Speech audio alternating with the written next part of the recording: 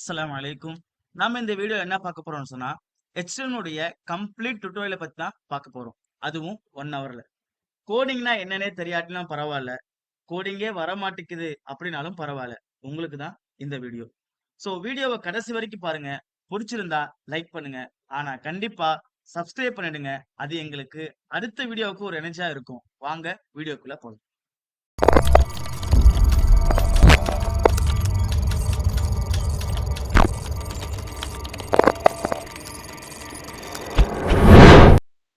இப்ப நம்ம என்ன பார்க்க போறோம்னு சொன்னா, HTML, CSS, JavaScript, PHP, Python போன்ற இன்னும் பல லாங்குவேஜ அது ஒரு சாஃப்ட்வேர்ல போட்டு ரன் பண்ணணும். அப்படி ஒரு சாஃப்ட்வேரை நம்ம இன்ஸ்டால் பண்ண போறோம். நாம் பயன்படுத்தக்கூடிய அந்த சாஃப்ட்வேர் பேர் தான் விசுவல் ஸ்டுடியோ கோட். அது எப்படி டவுன்லோட் பண்றது வாங்க பார்க்கலாம். ஃபர்ஸ்ட் குரோம் browser ஓபன் பண்ணிக்கிறேன். அதுக்குள்ள போயிட்டு விசுவல் ஸ்டுடியோ கோட் டவுன்லோட் அப்படின்னு கொடுத்துக்கிறேன். அதுல ஃபர்ஸ்ட் லிங்க் வருது பாத்தீங்களா, download Visual Studio Code Mac, Linux, Windows. அதை கிளிக் பண்ணிக்கிறேன். கிளிக் பண்ண உடனே எனக்கு கீழே பாத்தீங்கன்னா விண்டோஸ் .deb .rpm மேக் அப்படின்னு சொல்லி வருது. நான் ஃபர்ஸ்ட் விண்டோஸை கிளிக் பண்ணிக்கிறேன். கிளிக் பண்ண உடனே ஒரு 5 செகண்ட்ல உங்களுக்கு மேல பாத்தீங்கன்னா இங்க டவுன்லோட் ஆயிட்டு இருக்கும். கிளிக் பண்ணி பாத்தீங்கன்னா விசுவல் கோட் யூசர் செட்டப் அப்படின்னு சொல்லிட்டு என்ன செய்யுது, சாஃப்ட்வேர் டவுன்லோட் ஆகுது. டவுன்லோட் ஆகி முடிச்ச பிறகு அது டபுள் கிளிக் பண்ணி ஓப்பன் பண்ணீங்க சொன்னா ஒரு பர்மிஷன் எஸ் ஆர் நோன்னு கேட்கும். எஸ் கொடுத்தீங்க அப்படின்னா உங்களுக்கு ஆல்ரெடி அந்த சாஃப்ட்வேர் செய்யும், இன்ஸ்டால் ஆயிடும். ஆல்ரெடி என் லேப்ல அது இருக்கு. இங்க விசுவல் ஸ்டுடியோ பாத்தீங்களா, ஆல்ரெடி எனக்கு இருக்கு. அப்படிங்கறனால நான் இதை ஸ்டாப் பண்ணிக்கிறேன். நீங்க என்ன பண்ணுங்க, அதை இன்ஸ்டால் பண்ணிட்டு நெக்ஸ்ட் கொடுத்தீங்க அப்படின்னா அது உங்களுக்கு இன்ஸ்டால் ஆயிடும். என்ன பார்க்க போறோம்னு சொன்னா, HTML டேக் உடைய பேசிக் சின்டாக்ஸ் பார்க்க போறோம். அதோட சேர்த்து டைட்டில் பத்தி பார்க்க போறோம். வாங்க விசுவல் ஸ்டுடியோவை நம்ம ஓபன் பண்ணுவோம். ஃபர்ஸ்ட் விசுவல் ஸ்டுடியோ ஓபன் பண்றதுக்கு ஸ்டார்ட் பண்ண கிளிக் பண்ணிக்கிறேன். இதுல போயிட்டு நான் விசுவல் அப்படின்னு டைப் பண்றேன். எனக்கு வந்துருச்சு விசுவல் ஸ்டுடியோ கோட் அப்படின்னு. இதை டபுள் கிளிக் பண்ணிக்கிறேன். எனக்கு விசுவல் ஸ்டுடியோ எனக்கு ஃபர்ஸ்ட் இப்படிதான் இருக்கும். ஃபர்ஸ்ட் ஒரு கன்ஃபியூஷனான விஷயம் என்னன்னு சொன்னா, நம்ம ஃபோல்டர் செலக்ட் பண்றதுதான். உதாரணத்துக்கு பாருங்க, நான் ஃபைல்ல கிளிக் பண்றேன். கிளிக் பண்ண ஓப்பன் ஃபோல்டர் அப்படின்னு இருக்கு பாத்தீங்களா, அதை கிளிக் பண்றேன். ஏன்னு சொன்னா ஒரு ஃபோல்டர் கிரியேட் பண்ணிட்டு அந்த ஃபோல்டருக்குள்ள தான் நம்ம HTML எல்லா ஃபைலும் போட போறோம். அதான் ஃபர்ஸ்ட் கான்செப்ட். ஒரு ஃபோல்டர் கிரியேட் பண்ணிட்டு அந்த ஃபோல்டருக்குள்ள தான் எல்லா ஃபைலும் நாம் போட போறோம். நான் ஓப்பன் ஃபோல்டர் அப்படின்னு கிளிக் பண்றேன். எனக்கு மை கம்ப்யூட்டர் ஓப்பன் ஆகும். அதுல டெஸ்க்டாப்பை கிளிக் பண்ணிக்கிறேன். கிளிக் பண்ணிக்கிட்டு நான் ஒரு ஃபைல் நேம் வைக்கிறேன். நியூ ஃபோல்டர் ஒன்று கிரியேட் பண்ணிக்கிறேன். என்ன ஃபைல் நேம் அப்படின்னா HTML full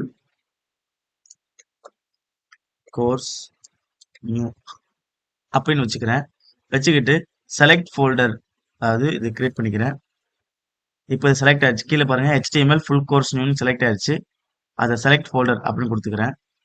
இப்போ எனக்கு ஃபோல்டர் எனக்கு இங்க வந்துருச்சு. HTML full course மேல பாத்தீங்கன்னா HTML full course new அப்படின்னு சொல்லி எனக்கு ஃபோல்டர் செலக்ட் ஆயிடுச்சு. இப்போ இதுக்குள்ள போயிட்டு என்ன பண்றேன், ஒரு ஃபைலை கிரியேட் பண்றேன். நல்லா கவனிங்க, ஃபோல்டருக்குள்ள இன்னொரு ஃபோல்டரும் கிரியேட் பண்ணலாம், இன்னொரு ஃபைலையும் கிரியேட் பண்ணலாம். இன்னும் பக்கத்துல இன்னொரு பட்டன் இருக்கு பாருங்க, இது வந்து நியூ ஃபோல்டர். அந்த ஃபோல்டருக்குள்ள இன்னொரு ஃபோல்டர் அப்படி கிரியேட் பண்ணிக்கலாம். இல்லன்னு சொன்னா நமக்கு என்ன பண்ணும், ஃபைல் தான் வேணும். அந்த ஃபைலை கிளிக் பண்ணிக்கிறேன். இப்போ அந்த ஃபைல் நேம் கேட்குது. நான் என்ன பண்றேன் அப்படின்னா index.html. நல்லா கவனிங்க, HTML பொறுத்த வரைக்கும் நீங்க முன்னாடி என்ன நேம் வேணா வச்சுக்கலாம், ஆனா கடைசியில டாட் வச்சு HTML போடணும். இது முக்கியமான விஷயம். என்று தட்டிக்கிறேன். இப்போ என்ன பண்றேன் அப்படின்னா HTML அப்படிங்கறனால HTML. இப்போ நான் பேஸ் சின்டாக்ஸ் அடிச்சிடுறேன். அதுக்கப்புறம் உங்களுக்கு எக்ஸ்பிளைன் பண்றேன். ஹெட், அதுக்குள்ள டைட்டில். இப்போ ஹெட் க்ளோஸ் பண்ணி பாடி ஓப்பன் பண்ணிக்கிறேன். ஓகே, இதுதான் HTML உடைய பேசிக் சின்டாக்ஸ். நான் லைன் பை லைன் நான் உங்களுக்கு எக்ஸ்பிளைன் பண்றேன். நல்லா கவனிங்க. HTML ஓப்பன் பண்ணியிருக்கேன். அந்த கோடு தான் அடிக்க போறோம். HTML ஃபைனலி க்ளோஸ் பண்ணிட்டேன். க்ளோஸ் பண்றதுக்கு ஸ்லாஷ் போட்டு அந்த டேகை க்ளோஸ் பண்ணணும். ரெண்டாவது பாருங்க, ஹெட்டை ஓப்பன் பண்றேன். தென் ஹெட்டை க்ளோஸ் பண்ணிடுறேன். அதுக்குள்ள பாத்தீங்கன்னா டைட்டில் ஓப்பன் பண்ணி டைட்டில க்ளோஸ் பண்ணிடுறேன். இப்போ நான் என்ன செய்யறேன்னா அந்த டைட்டிலுக்குள்ள போயிட்டு ஒரு நேம் அடிக்கிறேன். உதாரணத்துக்கு திங்க் கோட் தமிழ்.com அப்படின்னு control S அழுத்திக்கிறேன்.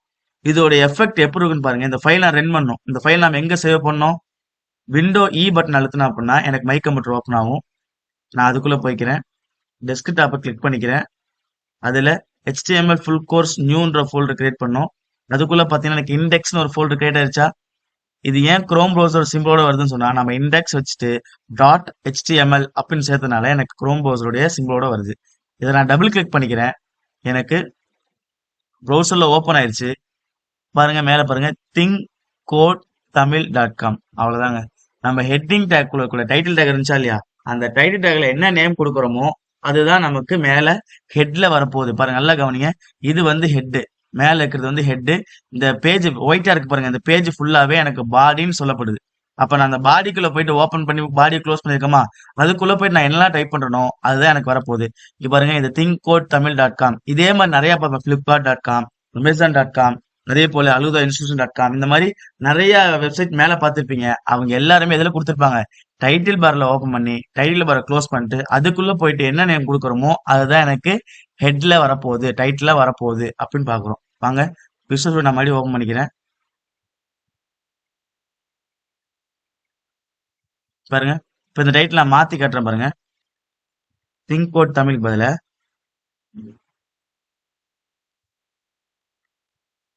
Personal website .com control S அழுத்திக்கிறேன்.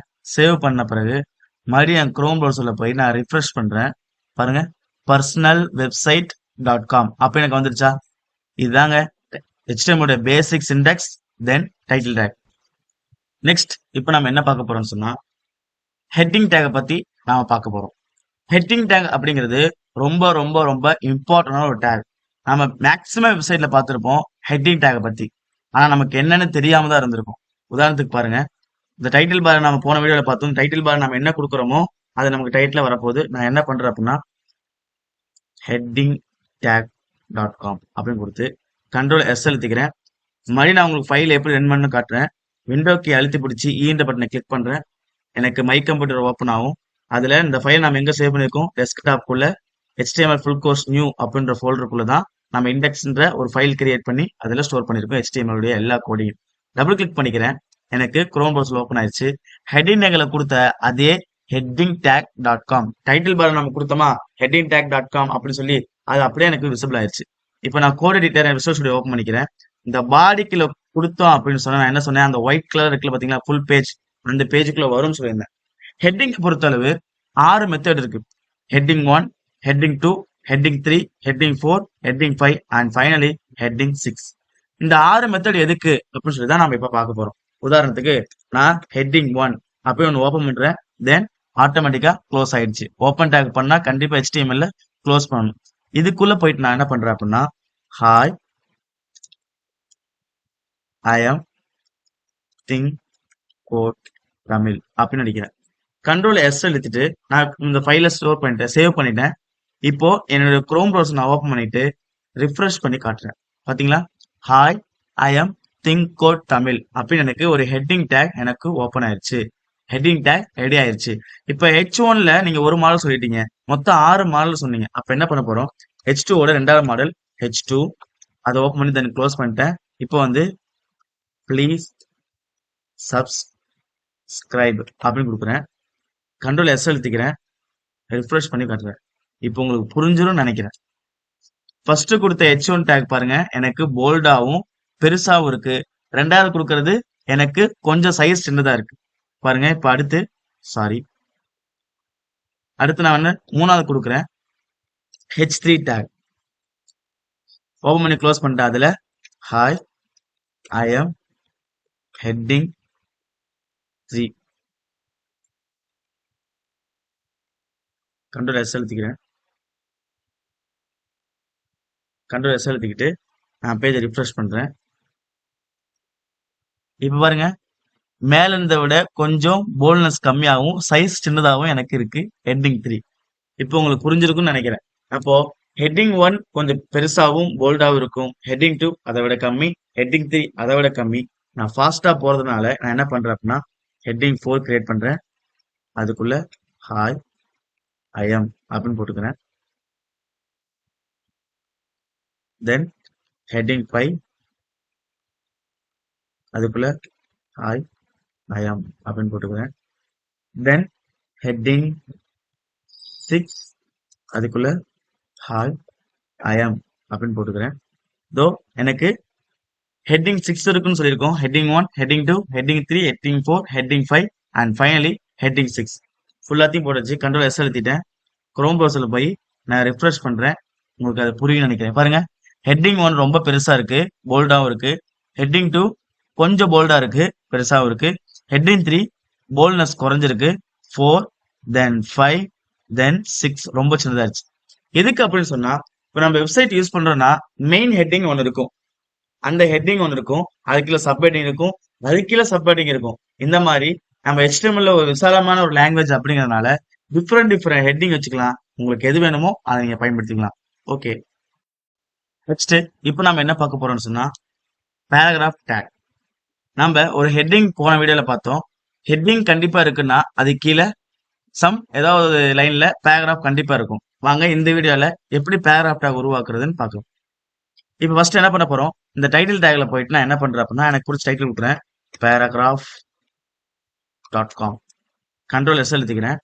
என்னோட பேஜ்ல போய் நான் ரிஃப்ரெஷ் பண்றேன். என்ன ஆயிருக்கணும், டைட்டில் பார்ல paragraph.com அப்படின்னு எனக்கு வந்திருக்கணும். இப்போ உள்ள போறேன், பாடிக்குள்ள போயிட்டு நான் என்ன பண்றேன், ஒரு ஹெட்டிங் டேக் கிரியேட் பண்றேன். அதுக்கு என்ன பண்றேன்னா my first paragraph, control S எழுதிக்கிட்டு என் பேஜ்ல போயிட்டு நான் ரிஃப்ரெஷ் பண்றேன். எனக்கு H1 டேக்ல மை ஃபர்ஸ்ட் பேராகிராஃப் அப்படின்னு சொல்லி வந்துருச்சு.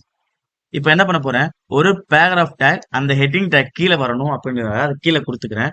என்ன பண்றேன், பேராகிராஃப் டேக் பி டேக் அப்படின்னு சொல்லி சொல்லிக்கிறேன். பேராகிராஃப் உடைய ஃபர்ஸ்ட் லெட்டர் பி அப்படிங்கிறதுனால பி அப்படின்னு சொல்லி ஒரு டேக் இருக்கு, அந்த டேக் கூப்பிட்டு அந்த பேராகிராஃப் டேக்கை க்ளோஸ் பண்ணிக்கிறேன். இதுல போயிட்டு நான் டம்மியா ஒரு சில லைன் அடிக்கணும் அப்படின்னு டைம் ஆயிரும் அப்படிங்கிறத லோரம் அப்படின்னு சொல்லி விஷுவல் ஸ்டுடியோ ஒரு ஆப்ஷன் இருக்கு, அதை கிளிக் பண்ணோம் அப்படின்னா எனக்கு டம்மியா எனக்கு என்ன செய்யும் அப்படின்னா ஒரு பேராகிராஃப் கொண்டு வைக்கும். இதுக்கு எந்த ஒரு அர்த்தம் இல்லை, படிச்சு பார்த்தாலும் உங்களால படிக்க முடியாது, புரியாது. ஒரு டம்மியான ஒரு பேராகிராஃப் கிரியேட் பண்ணிக்கிறேன். கண்ட்ரோல் எஸ் எழுதிக்கிட்டு இப்போ என் பேஜ்ல போய் நான் ரிஃப்ரெஷ் பண்ணி பார்க்குறேன். எனக்கு டம்மியா ஒரு பேராகிராஃப் வந்துருச்சு.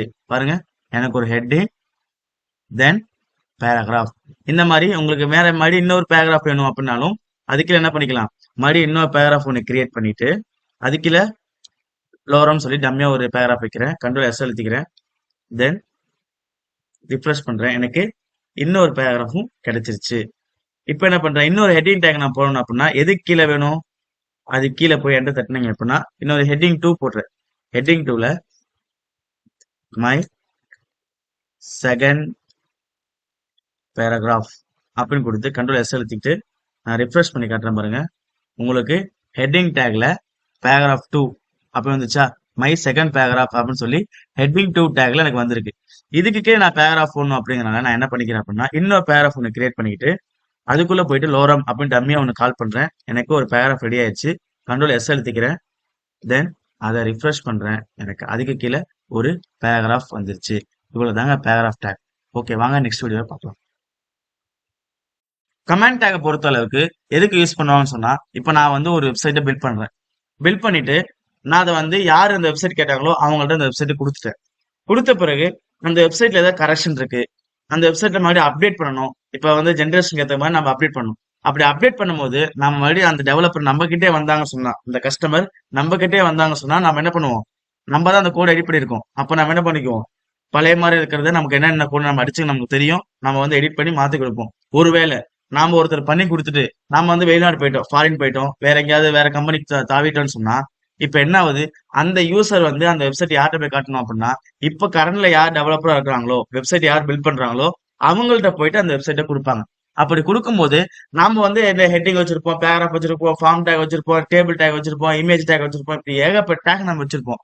அப்படி வைக்கும் பொழுது அந்த புது டெவலப்பர் பார்த்தாருன்னு சொன்னா அவங்களுக்கு சரியா புரியாம போயிடும். அப்படி புரியணும் அப்படிங்கிறதுக்காக நம்ம ஒரு டெவலப்பருக்கு ஒரு ஹிண்ட் மாதிரி கொடுக்குறோம் கமெண்ட் டேக் மூலயமா. உதாரணத்துக்கு பாருங்க, நான் ஃபர்ஸ்ட் உங்களுக்கு செஞ்சு காட்டுறேன். ஒரு H1 டேக் கிரியேட் பண்றேன். Heading take. ஹெட்டிங் டேக்ல நான் என்ன பண்றேன், ஃபர்ஸ்ட் நான் டைட்டில் கொடுத்துக்கிறேன். டைட்டில் வந்து கமெண்ட் டேக் டாட் காம். இப்போ ஹெட்டிங் என்ன வரப்போகுது, எனக்கு கமெண்ட் டேக் டாட் காம் வரப்போகுது. கண்ட்ரோல் எஸ் எழுதிக்கிறேன். சேவ் பண்ணிட்டு இந்த H1 டேக்ல நான் என்ன பண்ண போறேன் அப்படின்னா திஸ் வெப்சைட் அப்படின்னு கொடுத்துட்டு ஹெட்டிங் டேக் கொடுத்துட்டு டம்மியா கொடுத்துருக்கேன். பேராகிராஃப் டேக் ஒன்று கொடுக்குறேன். அதுல வந்து லோரம் கால் பண்றேன்.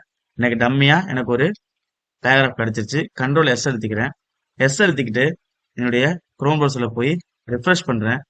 பாருங்க, அந்த டைட்டில் பார்ல கொடுத்த commandtag.com அப்படின்னு வந்துருச்சு. தென் திஸ் வெப்சைட் அப்படின்னு ஹெட்டிங் எனக்கு வந்துருச்சு. ஒரு பேராகிராஃப் எனக்கு வந்துருச்சு. இப்போ கமெண்ட் டேக் அப்படின்னா இதுதான் எனக்கு ஃபர்ஸ்ட் ஹெட்டிங், அப்படித்தானே? இது எனக்கு ஃபர்ஸ்ட் ஹெட்டிங். உதாரணத்துக்கு சொல்றேன், இதான் எனக்கு ஃபர்ஸ்ட் ஹெட்டிங். அப்ப என்ன பண்ண போறேன், இதை ஓபன் பண்ணிட்டு ஆச்சரியக்குறின்னு சொல்லுவாங்க, அதை கிளிக் பண்ணிட்டு 2 ஐஃபன் போட்டேன் அப்படின்னா எனக்கு இதுக்குள்ள நான் என்ன டைப் பண்ணாலும் எனக்கு ப்ரௌசர்ல ரன் ஆகாது, எனக்கு அவுட்புட் காட்டாது. இது ப்ரோக்ராம்குள்ள மட்டும்தான் இருக்கும், எனக்கு அவுட்புட். உதாரணத்துக்கு பாருங்க, திஸ் இஸ் ஃபர்ஸ்ட் ஹெட்டிங் அப்படின்னு கொடுக்குறேன். கண்ட்ரோல் எஸ் எடுத்துக்கிட்டு நான் அதே குரோம் ப்ரௌசர்ல போய் ரிஃப்ரெஷ் பண்றேன். எனக்கு எந்த ஒரு மாற்றமும் கிடையாது. எனக்கு திஸ் இஸ் ஃபர்ஸ்ட் ஹெட்டிங் கொடுத்த பாத்தீங்களா, அது எனக்கு அவுட்புட் வராது. ஏன்னு சொன்னா அது கமெண்ட் டேக்ல கொடுத்துருக்கேன், ரன் பண்ணாது. இந்த லைனை எனக்கு ரன் பண்ணாது. இதே மாதிரி நான் எத்தனை லைன் வேணா நான் டைப் பண்ணிக்கலாம். கம்மியா டைப் பண்றேன். நான் எத்தனை லைன் வேணா டைப் பண்ணிக்கலாம். கண்ட்ரோல் எஸ் அழுத்திக்கிறேன். தென் ரிஃப்ரெஷ் பண்ணி காட்டுறேன் பாருங்க, உங்களுக்கு அது ப்ரௌசர்ல ரன் ஆகாது. அது எதுக்குன்னு சொன்னா டெவலப்பருக்கு நம்ம ஒரு விஷயத்த சொல்றதுக்காக கமெண்ட் பண்ணுவோம். இல்லன்னு சொன்னா சில பேர் என்ன பண்ண, நம்மளே ஒரு கோடு கிரியேட் பண்ணிருப்போம், ஆனா நமக்கே சில நேரங்கள் பார்க்கும்போது புரியாது. அப்ப புரியணும். அப்ப இது வந்து நேவிகேஷன் பார், இது வந்து ஃபார்ம் டேக் பண்ண போறோம், இது வந்து டைட்டில் டேக் பண்ண போறோம், இது வந்து டேபிள் டேக் பண்ண போறோம், இங்க வந்து இமேஜ் டேக் பண்ண போறோம் அப்படின்னு சொல்லி ஒரு கமெண்ட் டேக்ல கொடுத்தோன்னு சொன்னா நமக்கு என்ன செய்யும், ஒரு பார்க்கும் பொழுது கோடிங் பார்க்கும்போது நமக்கு புரியுற மாதிரி இருக்கும். இதுக்கு தான் கமெண்ட் டேக் யூஸ் பண்றாங்க. நெக்ஸ்ட் நம்ம இப்ப என்ன பார்க்க போறோம்னு சொன்னா HTML கூடிய ஸ்டைல் டேக். HTML பொறுத்தளவு நம்ம ஒரு எலும்புக்கூடு தான். அந்த எலும்புக்கூட பொறுத்தளவு நமக்கு பார்க்க லுக்காவும் இருக்காது, அதை பார்க்க நமக்கு இன்ட்ரெஸ்டாவும் இருக்காது. ஆனா அதே ஒரு மனிதன் உருவத்துல இருக்கும் பொழுது ஒரு ஷர்ட், ஒரு ஃபேன், ஒரு பெல்ட், ஒரு ஹேர் ஸ்டைல் இப்படிலாம் இருக்கும் பொழுது நமக்கு ஒரு ஒரு அட்ராக்ட் இருக்கும், அதை பார்க்கறதுக்கு ஒரு விருப்பம் இருக்கும். அதனால HTML ஒரு கொஞ்சம் உள்ள CSS கொஞ்சம் கொண்டு வர போறோம். அதுதான் ஒன்னும் ரொம்பலாம் கொண்டு வர போறோம் இல்ல, CS ஓட சில டேக கொண்டு வர போறோம். இந்த வீடியோல ஒரு 2-3 மினிட்ஸ்ல அதை முடிச்சிரும். CSS பொறுத்தளவு நமக்கு பேக்ரவுண்ட் கலர். HTML கத்துக்கிட்டீங்க அப்படின்னா கண்டிப்பா அடுத்து CSS தான் போகணும், அடுத்து JavaScript போகணும், அடுத்து பேக் அண்ட் PHP இல்ல பைத்தானோ படிக்க போறோம். இப்ப CSSல ஒரு டேக் இருக்கு, பேக்ரவுண்ட் கலரை சேஞ்ச் பண்றதுக்கு. பேக்ரவுண்ட் கலர் எப்படி சேஞ்ச் பண்றதுன்னா ஒண்ணும் இல்ல. இப்ப நான் உதாரணத்துக்கு பாருங்க, நான் பாடிக்குள்ள போயிட்டு உங்களுக்கு ஏற்கனவே கத்து கொடுத்த மாதிரி H1 டேக்ல என்ன பண்ண போறோம் அப்படின்னா, hi I M first heading அப்படின்னு கொடுத்து கண்ட்ரோல் எஸ் அழுத்திக்கிறேன். தென் நான் ஒரு டைட்டில் கொடுத்துக்கிறேன், HTML CSS tag.com அப்படின்னு கொடுத்து கண்ட்ரோல் எஸ் அழுத்திக்கிறேன். என்னுடைய குரோம் ப்ரௌசர் போயிட்டு நான் ரிஃப்ரெஷ் பண்றேன். எனக்கு HTML CSS tag.com டைட்டில் பார்ல கொடுத்து வந்துருச்சு. ஹெட்டிங்ல ஹாய் ஐ ஆம் ஃபர்ஸ்ட் ஹெட்டிங் அப்படின்னு கொடுத்து எனக்கு வந்துருச்சு. இப்ப பாருங்க, இப்ப இந்த ஹெட்டிங் டேக் இருக்கு பாத்தீங்களா, இந்த ஹெட்டிங் டேக் வந்து நான் ஒரு ஸ்டைல் கொடுக்க போறேன். என்னன்னா பேக்ரவுண்ட் கலர் வந்து எனக்கு ரெட் கலர் கிரீன் கலர்ல வேணும். பேக்ரவுண்ட் கலர் வந்து இந்த ஹெட்டிங் டேக் இருக்கு பாருங்க, இதுக்கு பேக்ரவுண்ட் கலர் வந்து எனக்கு கிரீன் கலர் வேணும் அப்படின்னு ஒரு டாஸ்க் இருக்கு. இப்ப இது எப்படி கொண்டு வருது அப்படின்னா ரொம்ப இம்பார்ட்டன்ட். நம்ம HTML உடைய அடுத்த லெவலுக்கு போயிட்டோம். இப்ப போயிட்டு இந்த ஹெட் டைட்டில் க்ளோஸ் ஆகுது பாருங்க, அது கீழே என்டர் தட்டுறேன். ஹெட் க்ளோஸ் ஆகிறதுக்கு மேலையும் டைட்டில் க்ளோஸ் ஆகிறதுக்கு கீழையும் நான் என்ன பண்ண போறேன் அப்படின்னா நம்ம என்ன பண்ண போறோம், ஸ்டைல் பண்ண போறோம். அதனால ஸ்டைல் அப்படின்னு ஓபன் பண்ணிக்கிறேன். இப்ப இந்த ஸ்டைலுக்குள்ள தான் நான் CSS ஃபைல் எல்லாத்தையும் கொடுக்க போறேன். CSS கோடிங் ஃபுல்லாமே இந்த ஸ்டைலுக்குள்ள தான் கொடுக்க போறேன். இதுல போயிட்டு நான் என்ன பண்றேன், H1க்கு நான் பேக்ரவுண்ட் கலர் மாத்த போறேன். அப்ப H1 டேக் கால் பண்ணிட்டு அதுக்கு ஓப்பன் அண்ட் க்ளோஸ் கொடுத்துறேன். கொடுத்துட்டு என்ன மாத்த போறோம், பேக்ரவுண்ட் கலர். பேக்ரவுண்ட் கலர் எனக்கு கிரீன் அப்படின்னு கொடுக்குறேன். இது ஒரு ட்ரிக் இருக்கு. 3 வார்த்தை வருது அப்படிங்கறதுனால பேக்ரவுண்டுக்கு அப்புறம் ஒரு ஹைஃபன், கலருக்கு அப்புறம் கோலன், தென் கிரீனுக்கு அப்புறம் செமிகோலன். 2 வார்த்தை வருது அப்படின்னா ஃபர்ஸ்ட் வார்த்தைக்கு அப்புறம் கோலன், செகண்ட் வார்த்தைக்கு அப்புறம் செமிகோலன். இந்த ட்ரிக் தான், ரொம்ப சிம்பிள். கண்ட்ரோல் எஸ் அழுத்திக்கிறேன். என் ப்ரௌசர்ல போய் ரிஃப்ரெஷ் பண்ணி காட்டுறேன் பாருங்க, உங்களுக்கு பேக்ரவுண்ட் கலர் கிரீனா மாறிடுச்சு. ஆனா டெக்ஸ்ட் கலர் பிளாக் கலர்ல இருக்கு, எனக்கு ஒயிட் கலர் மாறணும் அப்படிங்கறதுனால அதே பேஜுக்கு போறேன். போயிட்டு என்டர் தட்டிக்கிறேன். இந்த H1 டேக் க்ளோஸ் பண்ணி அதுக்கு மேல ஓபன் பண்ணி க்ளோஸ் பண்றதுக்குள்ள போயிட்டு நான் வெறும் கலர் அப்படின்னு கொடுக்குறேன். வெறும் கலர் கொடுத்து ஒயிட் அப்படின்னு டைப் பண்றேன். வெறும் கலர் கொடுத்து ஒயிட். இப்ப பாருங்க 2 வார்த்தை எனக்கு வருது. கலருங்கிறது ஒரு வார்த்தை, ஒயிட்டுங்கிறது எனக்கு ஒரு வார்த்தை. இப்போ கலர் 2 வார்த்தை அப்படிங்கும்போது நான் சொன்னேன் ஒரு வார்த்தைக்கு அப்புறம் கோலன், 2வது வார்த்தைக்கு அப்புறம் செமிகோலன். 3 வார்த்தைங்கும் போது ஃபர்ஸ்ட் வார்த்தைக்கு அப்புறம் ஹைஃபன், செகண்ட் வார்த்தைக்கு அப்புறம் கோலன், 3வது வார்த்தைக்கு அப்புறம் செமிகோலன். கண்ட்ரோல் எஸ் அழுத்தி உங்களுக்கு ப்ரௌசர்ல ரிஃப்ரெஷ் பண்ணி காட்டுறேன். உங்களுக்கு டெக்ஸ்டோட கலர் ஒயிட் கலர்ல மாறிடுச்சு. ரொம்ப சிம்பிளுங்க. பேக்ரவுண்ட் கலர் கொடுத்தீங்க அப்படின்னா உங்களுக்கு பேக்ரவுண்ட் கலர் மாறும். வெறும் கலர் அப்படின்னு கொடுத்தீங்கன்னா உங்களுக்கு டெக்ஸ்ட் கலர் மாறும். இப்ப நல்லா யோசிச்சு பாருங்க. பாடி அப்படிங்கிறது எங்க இருக்கு? இது ஃபுல்லாவே பாடி தான். இந்த ஒயிட் பேஜ் இருக்கு பாருங்க. இந்த ஒயிட் பேஜ் ஃபுல்லாவே பாடி தான். அந்த பாடிக்குள்ள போய் டைப் பண்ணனால தான் எனக்கு இந்த ஒயிட் பேஜுக்குள்ள வந்திருக்கு. இப்ப எனக்கு பாடி கலர் வந்து பிளாக் கலர் மாத்தணும். நீங்க தான் ஆன்சர் பண்ண போறீங்க. பாடி கலர் வந்து நான் பேக்ரவுண்ட் கலர் வந்து பிளாக் கலரா மாத்தணும். அப்ப என்ன பண்ணலாம்? மறுபடியும் போயிட்டு பாடி அப்படின்னு கால் பண்றேன். கால் பண்ணிட்டு ஓப்பன் அண்ட் க்ளோஸ். இதுக்குள்ள போயிட்டு நான் என்ன பண்றேன்? பேக்ரவுண்ட் கலர் எனக்கு பிளாக் கலர்ல வேணும் அப்படின்னு சொல்லி கண்ட்ரோல் எஸ் அழுத்திக்கிறேன். எஸ் அழுத்திக்கிட்டு ரிஃப்ரெஷ் பண்ணி காட்டுறேன் பாருங்க. எனக்கு பேக்ரவுண்ட் கலர் பிளாக் கலர்ல மாறிடுச்சு. பாடியில கொடுத்ததுனால எனக்கு பாடியில ஃபுல்லாவே பேஜ் ஃபுல்லாவே எனக்கு என்ன ஆயிடுச்சு? பேக்ரவுண்ட் கலர் பிளாக் கலர்ல மாறிடுச்சு. இதே கான்செப்ட் தான். பாடியில நம்ம என்ன கொடுத்தாலும் மொத்த பேஜ் மாறிடும். இப்ப பாருங்க, பாடியில போயிட்டு வெறும் கலர் ரெட்னு கொடுக்குறேன். அப்ப என்ன ஆகும்னு சொன்னா, இனி நம்ம பாடி டேக்ல heading tag, paragraph tag, table tag, image tag எது நாம டைப் பண்ணாலும் சரி, எனக்கு கலர் ரெட்டா தான் வரப்போகுது. ஏன்? நான் பாடியில கொடுத்தனால ஒட்டுமொத்த வெப்சைட்டுமே எனக்கு ரெட் கலர்ல தான் கலர் ஆகும். டெக்ஸ்ட் கலரா மாறப்போகுது. இப்போ ரிஃப்ரெஷ் பண்ணி காட்டுறேன் பாருங்க. ஓகே, நான் பர்டிகுலரா என்ன பண்ணிருக்கேன்? இதை கால் பண்ணி சொல்லியிருக்கேன். இதை கேன்சல் பண்ணிடுவோம். பர்டிகுலரா ஒரு டேக் கால் பண்ண சொன்னதுனால அது மாறி இருக்கு. இப்ப பாருங்க, டிஃபால்ட்டா என்ன கலர் இருக்கணும்? பிளாக் கலர் இருக்கணும். இப்ப நான் பாடியில போயிட்டு நான் என்ன பண்றேன்? ரெட் கலர் கொடுத்துருக்கேன். இப்ப பாருங்க, ஒட்டுமொத்த பேஜுமே எனக்கு ரெட் கலர் மாறிடுச்சு. இங்க டெக்ஸ்ட் இது ஒண்ணுதான் கொடுத்துருக்கேன். இப்ப நான் இன்னொரு பேராகிராஃப் பாடியில கிரியேட் பண்ற பாருங்க. ஆனா அது கலர் சேஞ்ச் பண்ண எங்கேயுமே சொல்ல. பாருங்க, இதுக்குள்ள போயிட்டு நான் ஒரு பேராகிராஃப் டேக் கிரியேட் பண்றேன். லோரம்னு ஒரு டம்மி பேராகிராஃப் இருக்குது. கண்ட்ரோல் எஸ் அழுத்திக்கிறேன். சேவ் பண்ணிட்டு என் ப்ரௌசர்ல போய் நான் ரிஃப்ரெஷ் பண்றேன். எனக்கு என்ன ஆயிடுச்சு? அந்த பேராகிராஃப்க்கும் என்ன ஆயிடுச்சு? எனக்கு டெக்ஸ்ட் கலர் ரெட் கலர் மாறி. இதுக்கு காரணம் என்னங்க? நாம பாடியில போயிட்டு வெறும் கலர் அப்படின்னு கால் பண்ணி டெக்ஸ்ட் கலர்னு கால் பண்ணி வெறும் கலர்னு கால் பண்ணி ரெட்னு மாத்தினால டெக்ஸ்ட் கலர் ஃபுல்லாவே எனக்கு ரெட்டா மாறிடுச்சு. நான் இதை மட்டும் தூக்கி விட்டேன்னா டிஃபால்ட் கலர் என்னங்க நமக்கு? Black colour. அது நமக்கு பிளாக் கலர்ல விசிபிள் ஆகும். பாருங்க, எனக்கு டிஃபால்ட் கலர் பிளாக் கலர் இருக்கு. அதனால எனக்கு டிஃபால்ட் கலர் பிளாக் கலர்ல விசிபிள் ஆகுது. பாருங்க, பேராகிராஃப் காணுங்க. பேராகிராஃப் கொடுத்தோம்ல, ஆனா அது காணும். ஆனா பேராகிராஃப் டேக் இருக்கு. பாருங்க, பேக்ரவுண்ட் கலரும் பிளாக், டெக்ஸ்ட் கலரும் டிஃபால்ட் கலர் பிளாக் தான். அப்ப எனக்கு விசிபிள் ஆகல. அப்ப நான் பேராகிராஃப் கால் பண்ணி நான் என்ன சொல்லிக்கிறேன் அப்படின்னா, கலர் வந்து எனக்கு ஒயிட் ஆறு அப்படின்னு சொல்லிக்கிறேன். பேராகிராஃப் ஓப்பன் பண்ணி close and open and close. அதுல வெறும் கலர் அப்படின்னு கால் பண்ணா மாறும்? டெக்ஸ்ட் கலர் மாறும். வெறும் கலர் கால் பண்ணி நான் ஒயிட் அப்படின்னு கொடுத்து கண்ட்ரோல் எஸ் எழுதிக்கிறேன். இப்போ என் பேஜை போய் நான் ரிஃப்ரெஷ் பண்ணி காட்டுறேன்.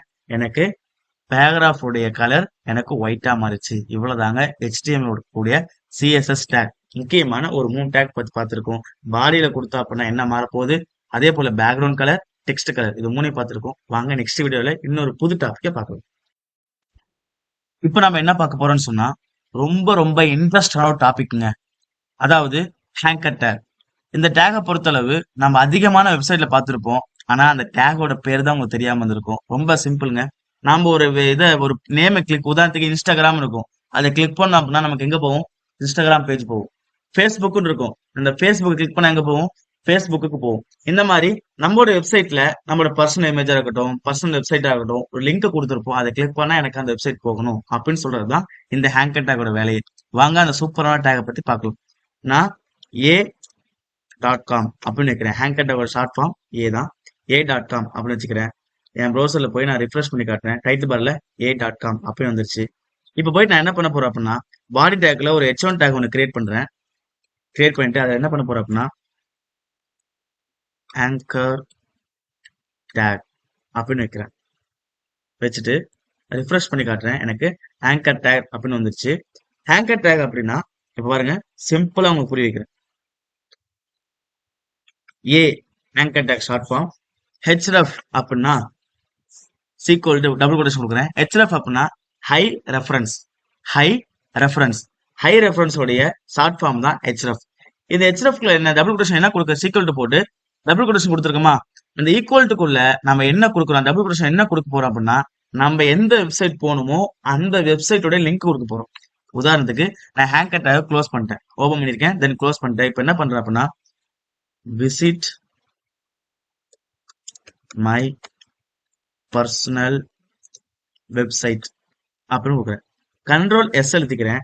என் ப்ரௌசர்ல போய் நான் ரிஃப்ரெஷ் பண்றேன். உங்களுக்கு தெரியும், விசிட் மை பர்சனல் வெப்சைட் வந்துருச்சா? இதை நான் கிளிக் பண்றேன், ஆனா எனக்கு எந்த வெப்சைட்டுமே போக மாட்டேது. ஆனா என்ன இருக்கு, விசிட் மை பர்சனல் வெப்சைட் ஒரு ப்ளூ கலர் வந்து ஒரு அண்டர்லைன் கோட் வந்திருக்கு. ஆனா அதை நான் கிளிக் பண்ண அப்படின்னா எனக்கு எங்கேயுமே போகல. ஏன்னு சொன்னா நான் இந்த ஹெச்எஃப்ல எந்த ஒரு லிங்க்குமே நான் கொடுக்கல. இந்த ஹெச்எஃப் குள்ள எந்த லிங்க் கொடுக்கறனோ அந்த லிங்க்குள்ள தான் அது போகும். அதை கிளிக் பண்ணா அந்த லிங்க் குள்ள போகும். உதாரணத்துக்கு நான் என் பர்சனல் வெப்சைட் நான் ஓப்பன் பண்ணி காட்டுறேன். thinkcodetamil.com. இது என்னுடைய பர்சனல் வெப்சைட். இந்த வெப்சைட்ல பாத்தீங்க அப்படின்னா இதை நான் லிங்க் காப்பி பண்ற பாருங்க. இது மேல கிளிக் பண்ணோடனே காப்பி கேட்கும். கண்ட்ரோல் சி அழுத்தி நான் காப்பி பண்ணிக்கிறேன். காப்பி பண்ணிக்கிட்டு இப்போ நான் போற நேரம் என் பேஜுக்கு போறேன். பேஜுக்கு போயிட்டு அந்த லிங்கை இங்க பேஸ்ட் பண்ணிடுறேன். thinkcodetamil.com கீழே https அது வந்து அதோட டைட்டலோட பேரு. இதெல்லாம் கொடுத்து நான் என்ன பண்றேன், கண்ட்ரோல் எஸ் அழுத்திக்கிறேன். எஸ் அழுத்திக்கிட்டு இப்போ ப்ரௌசர்ல போய் நான் இதை கேன்சல் பண்ணிடுறேன். இப்போ இந்த பேஜ் தான் நம்ம என்ன பண்ணிருக்கோம், பண்ணிட்டு இருக்கோம். கண்ட்ரோல் எஸ் அழுத்திட்டு அதை ரிஃப்ரெஷ் பண்றேன். இப்போ நான் போய் இந்த விசிட் மை பர்சனல் பேஜ் இருக்கு பாருங்களேன், வெப்சைட்னு, இதை கிளிக் பண்றேன். பாத்தீங்களா, எனக்கு ஒரு பேஜுக்கு போயிடுச்சு. எனக்கு அந்த நான் எதை கிளிக் பண்ணமோ அந்த பேஜுக்கு போயிடுச்சு. இதுக்கு என்னங்க காரணம், இந்த ஹெச்எஃப் குள்ள எந்த லிங்க் கொடுக்குறோமோ அந்த லிங்க்கு என்ன செய்யும், அந்த விசிட் மை பர்சனல் வெப்சைட் நீ கிளிக் பண்ண அப்படின்னா எனக்கு அந்த வெப்சைட் போகும். இதுதான் பெரும்பாலான வெப்சைட்ல பார்த்திருப்பீங்க. இந்த இடத்துல போயிட்டு நம்ம ஃபேஸ்புக் அப்படின்னு டைப் பண்ணோம் அப்படின்னா அதை கிளிக் பண்ணாங்க அப்படின்னா இந்த லிங்க் நம்ம என்ன கொடுத்துருக்கோமோ அதுதான் மெயின். இந்த லிங்க்ல ஃபேஸ்புக்கோடைய லிங்க் கொடுத்தா அப்படின்னா எனக்கு ஃபேஸ்புக் போகும். இந்த இடத்துல போயிட்டு நான் இன்ஸ்டாகிராம் அப்படின்னு கொடுத்துட்டு இந்த லிங்க் என்ன கொடுக்கணும், இன்ஸ்டாகிராம் லிங்க் கொடுக்கணும். அப்ப கொடுத்தானா நமக்கு இன்ஸ்டாகிராம் பேஜ் போகும். பாருங்க, இப்ப என் பேஜுக்கு நான் போறேன், கண்ட்ரோல் எஸ் அழுத்திக்கிறேன், இதை நான் கிளிக் பண்றேன். கிளிக் பண்ண உடனே எனக்கு பர்சனல் வெப்சைட் போகுது. இதுல திங்க் கோட் தமிழ் இருக்கு பாருங்க. இதை நான் கிளிக் பண்ண உடனே எனக்கு என்ன ஆகும்னா என்னோட யூடியூப் சேனலுக்கு போகணும். அப்ப என்ன பண்ணிருப்பேன்னா என்னோட யூடியூப் சேனலோட லிங்க் நான் கொடுத்துருப்பேன். அதனால எனக்கு என்ன செய்யுது, யூடியூப் சேனல் போகுது. கண்டிப்பா நம்ம சேனல் சப்ஸ்கிரைப் பண்ணனா சப்ஸ்கிரைப் பண்ணிக்கோங்க. அதே போல பெல் ஐக்கனை கிளிக் பண்ணி வச்சுக்கோங்க. கோடிங் கத்துக்கணும்னு ஆசைப்படுற எல்லா நண்பர்களுக்கும் நம்ம சேனலை ஃபார்வர்ட் பண்ணுவீங்க. Okay, thank you. வாங்க நெக்ஸ்ட் வீடியோவில் முக்கியமான ஒரு டாபிக் பத்தி பார்க்கறோம். இப்ப நம்ம என்ன பார்க்க போறோம்னு சொன்னா ரொம்ப ரொம்ப ரொம்ப சூப்பரான டாபிக் தான் பார்க்க போறோம். அதாவது இமேஜ் டேக். இமேஜ் டேக்கை பொறுத்தளவு நிறைய வெப்சைட்ல பார்த்திருப்போம். ஏதாவது வெப்சைட்ல இமேஜ் இருக்கும். ஒன்னு நம்ம பர்சனோட இமேஜ் வச்சிருப்போம். இல்லைன்னு சொன்னா ஒரு கம்பெனி அப்படின்னா அந்த கம்பெனியோட இமேஜ், இல்ல ஒரு டாக்ஸியோட வெப்சைட் அப்படின்னா ஒரு காரோட இமேஜ், அந்த டாக்ஸி ஓட்டுற மாதிரி இமேஜ். இந்த மாதிரி இமேஜ் டேக் என்ன பண்ணிருப்பாங்கன்னா நம்ம வெப்சைட்ல உள்ள கொண்டு வந்திருப்பாங்க. இப்ப HTML கொஞ்சம் அட்வான்ஸ் உள்ள நுழைஞ்சிட்டோம், இமேஜ் டேக்குள்ள நுழையிடும். அதனால நான் டைட்டில் பார் என்ன கொடுத்துருக்கேன் அப்படின்னா image-tag.com. கண்ட்ரோல் எஸ் அழுத்திக்கிறேன். என் ப்ரௌசர்ல போய் நான் ரிஃப்ரெஷ் பண்ணி காட்டுறேன். எனக்கு இமேஜ் டேக் அப்படின்னு எனக்கு வந்திருக்கு. மேல image-tag.com அப்படின்னு சொல்லி வந்திருக்கு. இதுல போய் இமேஜ் டேக் நம்ம கொண்டு வரோம் அப்படிங்கறனால நான் ஃபர்ஸ்ட் என்ன பண்ணணும், ஒரு இமேஜ் டவுன்லோட் பண்ணணும். என்கிட்ட எந்த ஒரு இமேஜ் இல்லை அப்படிங்கறனால நான் என்ன பண்றேன், குரோம் ப்ரௌசர்ல போய் பேக்ரவுண்ட் இமேஜ் அப்படின்னு அடிக்கிறேன். எனக்கு நிறைய பேக்ரவுண்ட் இமேஜ் வருது. நான் இந்த பேக்ரவுண்ட் இமேஜ் நான் செலக்ட் பண்ணிக்கிறேன். செலக்ட் பண்ணிட்டு நான் டவுன்லோட் பண்றேன். சேவ் இமேஜஸ் அப்படின்னு கொடுத்துட்டு சேவ் பண்ணும்போது ஒரு முக்கியமான விஷயம் என்னன்னு சொன்னா ஜேபிஜி இந்த மாதிரி ஃபைலை நீங்க என்ன செய்யுங்க, மேக்சிமம் சேவ் பண்ணுங்க. இப்போ நான் என்ன பண்றேன், இந்த இமேஜை நான் எடுத்துக்கிறேன்.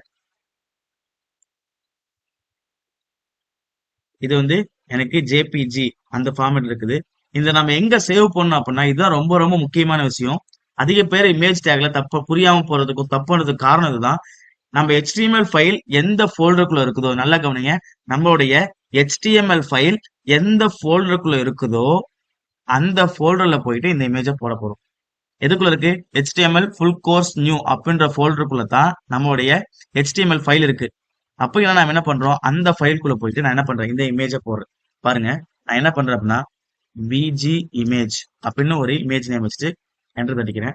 எனக்கு டவுன்லோட் ஆயிடுச்சு. இப்போ உங்களுக்கு மை கம்ப்யூட்டர் நான் ஓப்பன் பண்ணி காட்டுறேன் பாருங்க. டெஸ்க்டாப்குள்ள HTML ஃபுல் கோர்ஸ் நியூ அப்படின்ற ஃபோல்டருக்குள்ள தான் எனக்கு இண்டெக்ஸ் அப்படிங்கிற நம்மளுடைய HTML கோருடைய ஃபைலும், அதே போல நான் இப்ப டவுன்லோட் பண்ற BG image background image short form, background short form BG, BG இமேஜ்னு அந்த பேம்ல வச்சுக்கூடிய அந்த இமேஜும் எதுல இருக்கு? ஒரே ஃபோல்டருக்குள்ள தான் இருக்கு. அந்த ஃபோல்டரும் அந்த HTML உடைய அந்த ஃபைலும் எனக்கு இமேஜோடைய ஃபைலும் ஒரே ஃபோல்டருக்குள்ள தான் இருக்கு. இப்போ நான் என்ன பண்றேன் அப்படின்னா, என்னுடைய விசுவல் ஸ்டுடியோ ஓபன் பண்ணிட்டு அதுக்குள்ள போறேன். அதுக்குள்ள போயிட்டு என்ன டேக் பண்ண போறோம்? Image tag. இமேஜோட ஷார்ட் ஃபார்ம் ஐஎம்ஜி. இமேஜோட ஷார்ட் ஃபார்ம் ஐஎம்ஜி. எஸ்ஆர்சி சோர்ஸ்னு சொல்ல போறோம். சோர்ஸ் அப்படின்னா நம்ம ஒரு இடத்துல இருந்து நமக்கு வருது. இப்போ நம்ம சோர்ஸ்னு போட்டுட்டு நம்ம என்ன பண்ண போறோம் அப்படின்னா இமேஜோட நேம் போட போறோம். இமேஜ் நேம் நம்ம என்ன வச்சோம்? BG image dot JPG. BG image dot JPG. இதுதான் நம்மளுடைய எக்ஸ்டென்ஷன். இதை கொடுத்துட்டு நான் என்ன பண்றேன்? இதை க்ளோஸ் பண்ணிக்கிறேன். இது ஆட்டோமேட்டிக் க்ளோசிங் டேக். அதாவது இது automatic closing take. Image take open பண்ணிட்டு இமேஜை க்ளோஸ் பண்ண தேவையில்ல. சும்மா க்ளோஸ் பண்ணாவே க்ளோஸ் ஆயிடும். கண்ட்ரோல் எஸ் எடுத்துட்டு என்னோட பேஜ்ல போய் நான் ரிஃப்ரெஷ் பண்ணி காட்டுறேன் பாருங்க. எனக்கு இமேஜ் வந்துருச்சு. ரொம்ப சிம்பிளுங்க. அதாவது நம்ம இமேஜை கொண்டு வரணும் அப்படின்னா நம்ம HTML ஃபைல் எங்க இருக்கோ அந்த ஃபைல் இருக்க இடத்துல போய் அந்த இமேஜை வச்சுட்டு நம்ம கொண்டு கூட்ட சோர்ஸ் ஃபைல்ல அந்த இமேஜ் நேம் கொடுத்தா அப்படின்னா என்ன செஞ்சிடும்? எனக்கு அந்த இமேஜ் எனக்கு வந்துடும். இப்ப பாருங்க, எனக்கு வந்து சைஸ் அதுவே ஆட்டோமேட்டிக்கா எடுத்துருச்சு. நான் வித் அண்ட் ஹைட் நான் சேஞ்ச் பண்ணிக்கலாம் அப்படின்னா இந்த க்ளோஸ் பண்ண பாருங்க, அதுக்குள்ள போயிட்டு நான் என்ன பண்றேன்? வித் அப்படின்னு கொடுத்துட்டு வித்துக்குள்ள வந்து நான் வந்து ஒரு 700 பிக்சல் அப்படின்னு கண்ட்ரோல் எஸ் அழுத்திக்கிறேன். இப்ப போய் என் ப்ரௌசர்ல ரிஃப்ரெஷ் பண்ணி காட்டுறேன் பாருங்க, எனக்கு கொஞ்சம் பெருசாயிருச்சு. 700 பிக்சலுக்கு எனக்கு ஆயிடுச்சு. உதாரணத்துக்கு உங்களுக்கு மறுபடியும் காட்டுற மாதிரி இருந்தா ஒரு 900 பிக்சல் கொடுக்குறேன். வித் அப்படின்னா அகலம் 900 பிக்சல் கொடுக்குறேன். ரிஃப்ரெஷ் பண்றேன், எனக்கு பாருங்க அகலம் பெருசாயிருச்சு.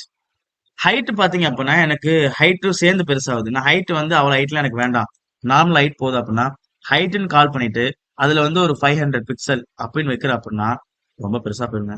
500 பிக்சல் வைக்கிறேன் பாருங்க, இதுதான் எனக்கு 500 பிக்சல். ஒரு 300 பிக்சல் வைக்கிறப்ப நமக்கு தேவையான ஹைட் நம்ம வச்சுக்கலாங்க. ஹைட் அண்ட் வித்த நமக்கு தேவையான மாதிரி யூசர் ஃப்ரெண்ட்லியா நமக்கு எவ்வளவு வேணுமோ பாருங்க, எனக்கு ஹைட் இப்போ குறைஞ்சிருச்சு. இந்த மாதிரி என் பேஜ்ல இப்படி ஃபுல்லா வரணும். இந்த பேஜ் ஃபுல்லா வரணும் அப்படின்னா 100% அந்த வித் பிக்சல் கொடுக்குறேன் பாத்தீங்களா, அதுக்கு பாருங்க நான் 100% அப்படி கொடுத்த அப்படின்னா எனக்கு என்ன ஆயிரும்? வித் எனக்கு ஃபுல்லாவே அந்த பேஜ் ஃபுல்லா வந்து சொல்லி காட்டுறேன் பாருங்க. 100% கண்ட்ரோல் எஸ் எழுதிக்கிறேன். ரிஃப்ரெஷ் பண்ணிட்டு என் பேஜ்ல போயிட்டு நான் குரோம் ப்ரௌசர்ல போயிட்டு ரிஃப்ரெஷ் பண்றேன். எனக்கு வித் பாத்தீங்களா, எனக்கு 100% கிடைச்சிருச்சு. இந்த மாதிரி தாங்க ஒரு இமேஜை நம்மளோட வெப்சைட்ல கொண்டு வந்து நமக்கு வேணுங்கிற இடத்துல வச்சு என்ன அலைன் பண்ணிக்கலாம். ஓகே, வாங்க நெக்ஸ்ட் வீடியோவில் முக்கியமான ஒரு டேக் பத்தி பார்க்கலாம். நெக்ஸ்ட் இப்போ நம்ம என்ன பார்க்க போறோம்னு சொன்னா, போன கிளிப்ல ஒரு இமேஜை எப்படி நம்ம வெப்சைட்ல கொண்டு வரணும் தான் பார்த்தோம். இப்போ இந்த இதுல என்ன பார்க்க போறோம்னு சொன்னா, நான் ஒரு ஹெட்டிங் டேகோ அல்லது பேராகிராஃப் டேகோ கிரியேட் பண்ணிருக்கேன். அந்த கிரியேட் பண்ண டேக்கு பின்னாடி பேக்ரவுண்ட் இமேஜா நான் ஒன்று கொண்டு வர முடியுமானா கண்டிப்பா கொண்டு வர முடியும். அதுக்கு என்ன டேக் யூஸ் பண்ணா இமேஜ் டேக் தான் யூஸ் பண்ண போறோம். வாங்க அது எப்படின்னு பார்க்கலாம். ஃபர்ஸ்ட் நான் என்ன பண்ணிக்கிறேன் அப்படின்னு சொன்னா, நான் ஒரு ஹெட்டிங் டேக் ஒன்று கிரியேட் பண்ணிக்கிறேன். அதுல வந்து பேக்ரவுண்ட்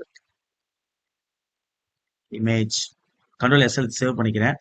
இப்போ என் ப்ரௌசர்ல போய் நான் ரிஃப்ரெஷ் பண்ணி கட்டுற பாருங்க, எனக்கு ஒரு ஹெட்டிங் டேக் வந்துச்சு பேக்ரவுண்ட் இமேஜ் சொல்லிட்டு. தென் டைட்டில் எதுவுமே கூட டைட்டில் வந்து நான் எனக்கு கொடுக்குறேன் bgimage.com. அது எனக்கு என்ன செஞ்சிச்சு? ரிஃப்ரெஷ் பண்ணி காட்டுற பாருங்க, bgimage.com அப்படின்னு எனக்கு வந்துருச்சு. இப்போ என்ன பண்ண போறேன் அப்படின்னா, நான் ஒரு டம்மியான ஒரு 2-3 பேராகிராஃப் டேக் நான் கிரியேட் பண்றேன். ஒரே பேராகிராஃப்ல லோரம் டைப் பண்றேன்.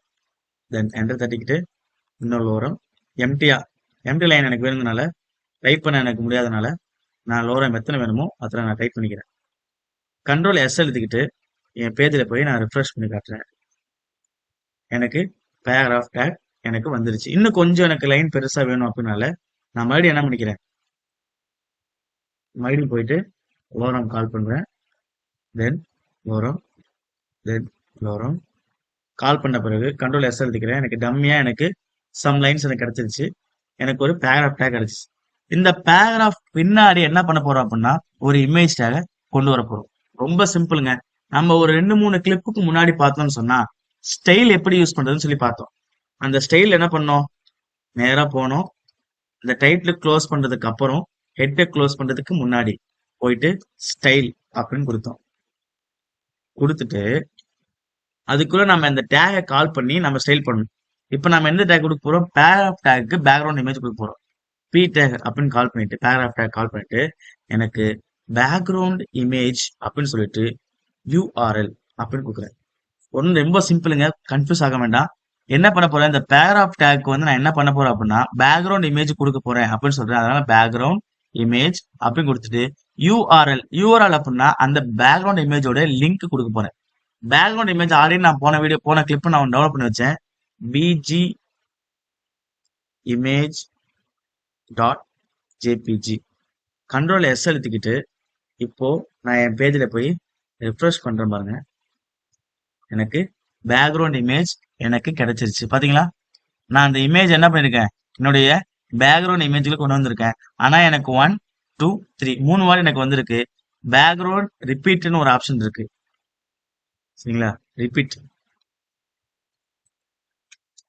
பேக்ரவுண்ட் ரிப்பீட் நோ ரிப்பீட் அப்படின்னு கொடுத்துருவேன். நோ ரிப்பீட் அப்படின்னா பாருங்க, நான் உங்களுக்கு மறுபடியும் ரிஃப்ரெஷ் பண்ணி நாங்கள் ரிஃப்ரெஷ் பண்ணி காட்டுறேன். ஃபர்ஸ்ட் இமேஜ் இங்க வந்திருக்கு. இமேஜ் இங்கிருந்து ஆரம்பிச்சு எனக்கு இங்க வரைக்கும் சென்டர் வரைக்கும் முடிஞ்சிருக்கு. மறுபடியும் அடுத்த இமேஜ் ஆரம்பிச்சு ஒரே இமேஜ் எனக்கு மறுபடி வந்திருக்கு. ஆனா எனக்கு என்ன ஆகணும், ஒரு இமேஜ் தான் அந்த இமேஜ் எனக்கு ஃபுல்லா வந்திருக்கும் அப்படின்னா எனக்கு பேக்ரவுண்ட் ரிப்பீட் வந்து நோ ரிப்பீட் கொடுத்து கண்ட்ரோல் எஸ் அழுத்திக்கிட்டு என் ப்ரௌசர்ல போயிட்டு நான் ரிஃப்ரெஷ் பண்ணி காட்டுறேன் பாருங்க. எனக்கு என்ன ஆகல, மறுபடியும் எனக்கு ரிப்பீட் ஆகல, ஒரே இமேஜ் தான் இருக்கு. இப்போ நாம என்ன பண்ணலாம் சொல்லுங்க பார்ப்போம். இந்த பேக்ரவுண்ட் இமேஜ்க்கு வித் அண்ட் ஹைட் கொடுத்தா என்ன ஆயிரும், எனக்கு செட் ஆயிரும். வித் எனக்கு ஹைட் ஓகேவா இருக்கு. வித் வந்து நான் என்ன சொல்றேன் அப்படின்னா 100% அப்படின்னு சொல்றேன். வித் வந்து எனக்கு 100% அப்படின்னு சொல்லி ரிஃப்ரெஷ் பண்ணி காட்டுறேன். எனக்கு 100% தான் இருக்கு ஆல்ரெடி. அப்படிங்கும்போது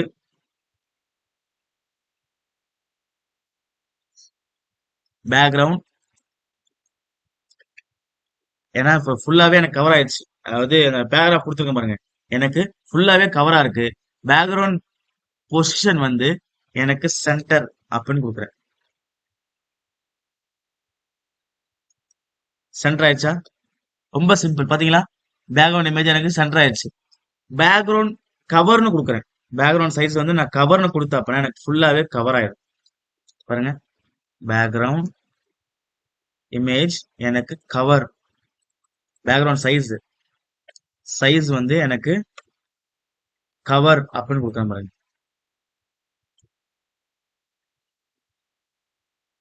ஃபுல்லாவே கவர் ஆயிடுச்சா, அந்த பேராகிராஃப் ஃபுல்லா கவர் ஆயிடுச்சு பாருங்க. ரொம்ப சிம்பிளுங்க. ஃபர்ஸ்ட் என்ன பண்ணோம், ஒரு இமேஜ் டேக உள்ள கொண்டு வந்தோம். பேக்ரவுண்ட் இமேஜ் யூஆர்எல் வந்து கொடுத்தோம். அந்த இமேஜோட பேர் கொடுத்தோம். எனக்கு பேக்ரவுண்ட் இமேஜ் வந்துருச்சு. ஆனா எனக்கு என்ன வந்துச்சு, ரிப்பீட் ஆயிட்டே இருந்துச்சு. 1 2 3 ரிப்பீட் ஆயிட்டே இருந்துச்சு. அதனால பேக்ரவுண்ட் ரிப்பீட் கால் பண்ணி நோ ரிப்பீட் அப்படின்னு சொல்லிட்டு எனக்கு ஒரு வாட்டி தான் வந்துச்சு. மறுபடியும் ரிப்பீட் ஆகாம போயிருச்சு. அடுத்து என்ன பண்ணிருக்கோம், பேக்ரவுண்ட் பொசிஷன் சென்டர்ல வச்சு உங்களுக்கு காட்டினேன். அந்த இமேஜ் வந்து எங்க இருக்கணும், சென்டர்ல தான் இருக்கும்னு சொல்லி பேக்ரவுண்ட் பொசிஷன் சென்டர்ல வச்சு காட்டினேன். தென் ஃபைனலி பேக்ரவுண்ட் சைஸ் கொடுத்து நான் கவர்னு கொடுத்தேன். எனக்கு பேராகிராஃப் ஃபுல்லா கவர் ஆயிடுச்சு அந்த இமேஜ். இவ்வளவுதாங்க நம்மளுடைய ஒரு பேராகிராஃப் டாகோ அல்லது ஹெட்டிங் டாகோ நம்ம கிரியேட் பண்ணிட்டு அதுக்குள்ள போயிட்டு பேக்ரவுண்ட் இமேஜ் இருக்குன்னா இந்த பொசிஷன் தான். வாங்க நெக்ஸ்ட் வீடியோவில் நெக்ஸ்ட் கிளிப்ல ஒரு சூப்பரான டாபிக் பத்தி பார்க்கலாம். நெக்ஸ்ட் இப்ப நம்ம என்ன பார்க்க போறோம்னு சொன்னா, நம்ம டைட்டில் பார்ல டைட்டில் என்ன கொடுக்குறோமோ அதுதான் நம்ம வெப்சைட்ல மேல ஹெட்டிங்ல நமக்கு வரப்போகுது. உதாரணத்துக்கு நான் இந்த டைட்டில் என்ன பண்ண போறேன் அப்படின்னா favicon.com அப்படின்னு கொடுக்குறேன். கண்ட்ரோல் எஸ் அழுத்திக்கிட்டு என் பேஜ்ல போய் நான் ரிஃப்ரெஷ் பண்ணி காட்டுறேன் பாருங்க. எனக்கு மேல favicon.com அப்படின்னு வந்துருச்சு. ஆனா சில வெப்சைட்ல பாருங்க, உதாரணத்துக்கு நான் பிளிப்கார்ட் பேஜ் ஓபன் பண்றேன் பாருங்க. பிளிப்கார்ட்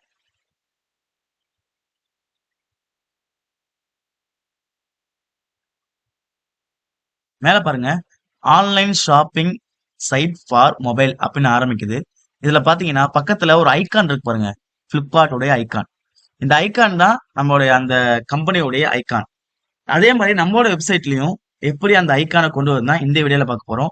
இந்த ஐகானோட பேர் ஃபேவிகான் அப்படின்னு சொல்லுவாங்க. அதனாலதான் டைட்டில் நான் favicon.com அப்படின்னு சொல்லி வச்சிருக்கேன். வாங்க அதை எப்படி கொண்டு வரதுன்னு பாக்குறேன். இப்ப டைட்டில் நான் என்ன கொடுத்துருக்கேன், favicon.com.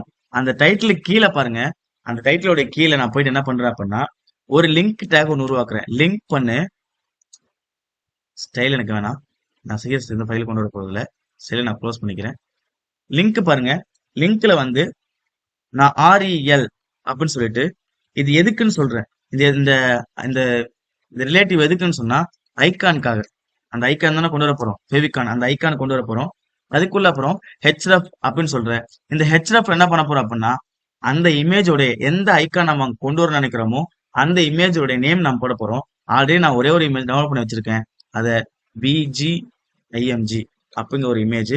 அதுக்கப்புறம் என்ன பண்றேன், நான் அதை க்ளோஸ் பண்ணிக்கிறேன். கண்ட்ரோல் எஸ் எழுதிக்கிறேன். ஒன்றும் பண்ணலங்க. இந்த டைட்டில்ல போயிட்டு fevikan.com அப்படின்னு ஏற்கனவே நமக்கு தெரியும். டைட்டில் கொடுத்தாச்சு. அதுக்கு கீழே லிங்க் ஒன்று கொடுக்குறேன். அந்த டேக் கால் பண்ணிட்டு RAL அந்த ரிலேட்டிவ் என்னன்னு சொல்ல போறேன். ஐகான் தான் வைக்க போறோம் அப்படின்னு சொல்லிட்டேன். சொல்லிட்டு ஹெச்எஃப்குள்ள அந்த ஹை ரெஃபரன்ஸ் அப்படின்னு சொல்லியிருப்போம். ஆல்ரெடி நம்ம போன ஒரு 2-3 கிளிக் பண்ணி பாத்தீங்கன்னா ஹெச்எஃப் ஹேங்கர் டாக் யூஸ் பண்ணிருப்போம். அதுல ஹெச்எஃப்குள்ள ஹை ரெஃபரன்ஸ் அப்படின்னு சொல்லப்பட்டிருக்கும். அதுல வந்து நான் என்ன பண்ண போறேன் அப்படின்னா அந்த இமேஜோடைய லிங்க் கொடுக்குறேன். கொடுத்துட்டு கண்ட்ரோல் எஸ் அழுத்தணும்னு சேவ் பண்ணிக்கிட்டு இப்பொழுது என்னுடைய ப்ரௌசர்ல போய் நான் ரிஃப்ரெஷ் பண்றேன். எனக்கு பாருங்க அழகா எனக்கு அந்த இமேஜ் வந்துருச்சு. பாத்தீங்களா? இதுதான் ஃபெவிகான். இங்க பாருங்க பக்கத்துல பிளிப்கார்ட்டோட பேஜ், அதோட டைட்டில் ஆன்லைன் ஷாப்பிங் வச்சிருப்பான். லிங்க்ல போயிட்டு அதோட ஹெச்எஃப்ல அந்த இமேஜ் லிங்க் கொடுத்தனால அந்த இமேஜ் அவனுக்கு வந்திருக்கு. நம்ம அதே லிங்க் கொடுத்துருக்கோம். நமக்கு என்ன வந்துருச்சு? நம்ம வச்சிருக்க இமேஜ் வந்துச்சு. இந்த மாதிரி உங்களுடைய வெப்சைட்ல பர்சனல் வெப்சைட்டா இருந்தா உங்க பர்சனோட இமேஜ் கொடுங்க. அல்லது ஒரு கம்பெனிக்கு நம்ம ரெடி பண்றோம், அந்த கம்பெனியோட லோகோ வாங்கி அதை மேல கொடுத்தீங்க அப்படின்னா இதுதான் ஃபெவிகான். வாங்க நெக்ஸ்ட் வீடியோல இன்னொரு சூப்பரான டாபிக் பத்தி பார்க்கலாம். நெக்ஸ்ட் இப்ப நம்ம என்ன பார்க்க போறோம்னு சொன்னா HTML லிஸ்ட். லிஸ்ட்னு சொன்னா 2 வகை இருக்கு. ஒன்னு ஆர்டர் லிஸ்ட், இன்னொன்னு அன்ஆர்டர் லிஸ்ட். வாங்க ஃபர்ஸ்ட் ஆர்டர் லிஸ்ட்டை பத்தி பார்க்கலாம். ஃபர்ஸ்ட் ஆர்டர் லிஸ்ட்டை பத்தி பார்க்கறதுக்கு முன்னாடி H1 டேக் நான் என்ன பண்றேன் அப்படின்னா ஆர்டர் லிஸ்ட் அப்படின்னு கொடுத்து கண்ட்ரோல் எஸ் எழுதிட்டு என்னோட குரோம் ப்ரௌசர் போயிட்டு பேஜை ரிஃப்ரெஷ் பண்றேன். எனக்கு ஆர்டர் லிஸ்ட் அப்படின்னு வந்துருச்சு. இப்போ என்ன பண்ண போறேன், ஆர்டர் லிஸ்டோட ஷார்ட் ஃபார்ம் OL அப்படின்னு சொல்லுவாங்க. OL இது OL take. Order list open பண்ணி தென் க்ளோஸ் பண்ணிட்டேன். இதுக்குள்ள ஒவ்வொரு லிஸ்டா போடுறேன்.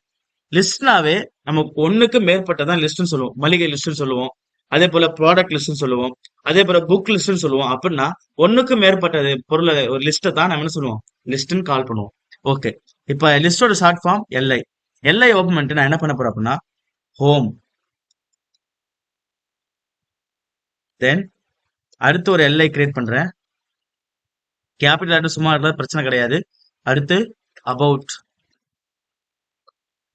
அடுத்து ஒரு LI கிரியேட் பண்ணிட்டு சர்வீஸ், அடுத்து ஒரு LI கிரியேட் பண்றேன். அதுல கான்டாக்ட். கண்ட்ரோல் எஸ் எழுதிட்டு ஆர்டர் லிஸ்ட்னா ஃபர்ஸ்ட் என்னன்னு சொல்லிடுறேன். ஆர்டர் லிஸ்ட்னா இந்த ஹோமுக்கு முன்னாடி 1ன்னு போட்டு ஆரம்பிக்கும், அபவுட்டுக்கு முன்னாடி 2, சர்வீஸ்க்கு முன்னாடி 3, கான்டாக்ட் முன்னாடி 4. இதுதான் ஆர்டர் லிஸ்ட். கண்ட்ரோல் எஸ் எழுதிட்டு நான் பேஜை போய் ரெஃப்ரெஷ் பண்ணி காட்டுற மாதிரி உங்களுக்கு புரியும். பாத்தீங்களா? 1, 1 ஹோம், 2 அபவுட், 3 சர்வீஸ், 4 கான்டாக்ட். இப்படி ஆர்டரா ஒரு லிஸ்ட். உதாரணத்துக்கு நம்ம ப்ராடக்ட் லிஸ்ட் எடுத்து நம்ம வெப்சைட்ல காட்டணும் அப்படின்னா வரிசையா இந்த ஆர்டர் லிஸ்ட்ல கொடுத்தீங்கன்னா 1, 2, 3, 4 அதுவே போட்டு நமக்கு ஆர்டரா லிஸ்ட் பண்ணி காட்டிடும். இப்போ அன்ஆர்டர் லிஸ்ட் 2 மெத்தட் சொன்னேன். லிஸ்ட்ல 2 மெத்தட், ஆர்டர் லிஸ்ட், இன்னொன்னு அன்ஆர்டர் லிஸ்ட்.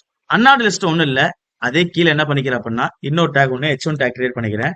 அது கீழே போயிட்டு அன்ஆர்டர் லிஸ்ட். இதுல பேர்லயே உங்களுக்கு புரிஞ்சுன்னு நினைக்கிறேன். ஆர்டர் லிஸ்ட்னா 1, 2, 3 வேணா போகுது. அன்ஆர்டர் லிஸ்ட்னா ஆர்டர் எல்லாம் வரப்போகுது. அதான் கான்செப்ட். டாட் அந்த ஸ்டார் வச்சு வரும் பாருங்க, உங்களுக்கு புரியும். இப்போ என்ன பண்றேன் அப்படின்னா unorder short form UL, unorder list. Open பண்ணி க்ளோஸ் பண்ணிக்கிறேன். இதுக்கும் என்ன பண்றேன் அப்படின்னா லிஸ்ட் ஒன்று கிரியேட் பண்றேன். அதுக்குள்ள ஹோம்,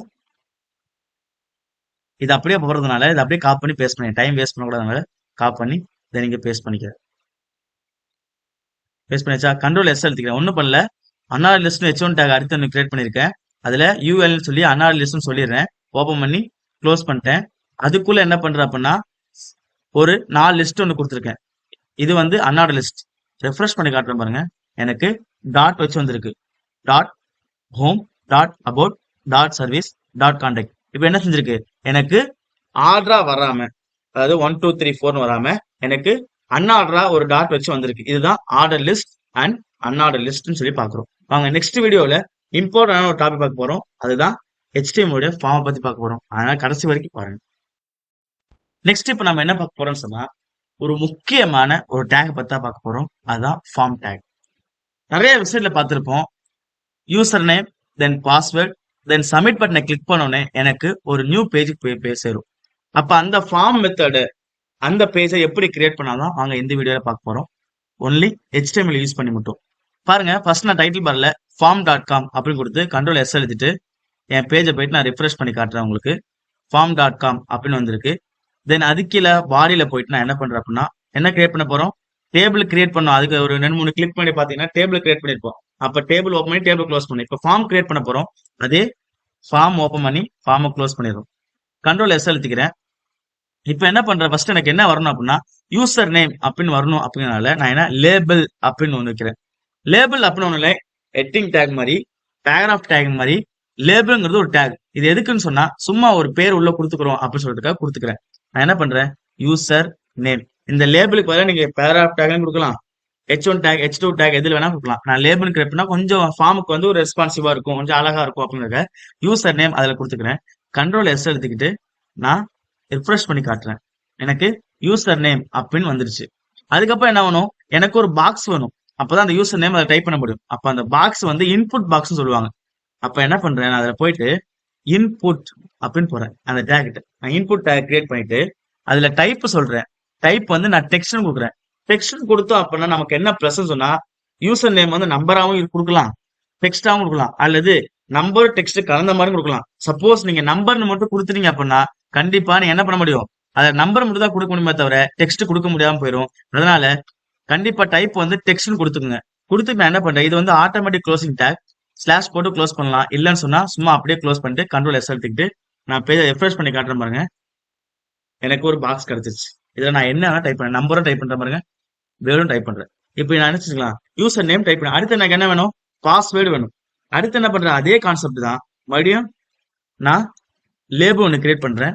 அந்த லேபிள்குள்ள போயிட்டு நான் என்ன பண்றேன் அப்படின்னா பாஸ்வேர்டு அப்படின்னு சொல்றேன். தென் அதுக்கு ஒரு இன்புட் பாக்ஸ் வேணும்.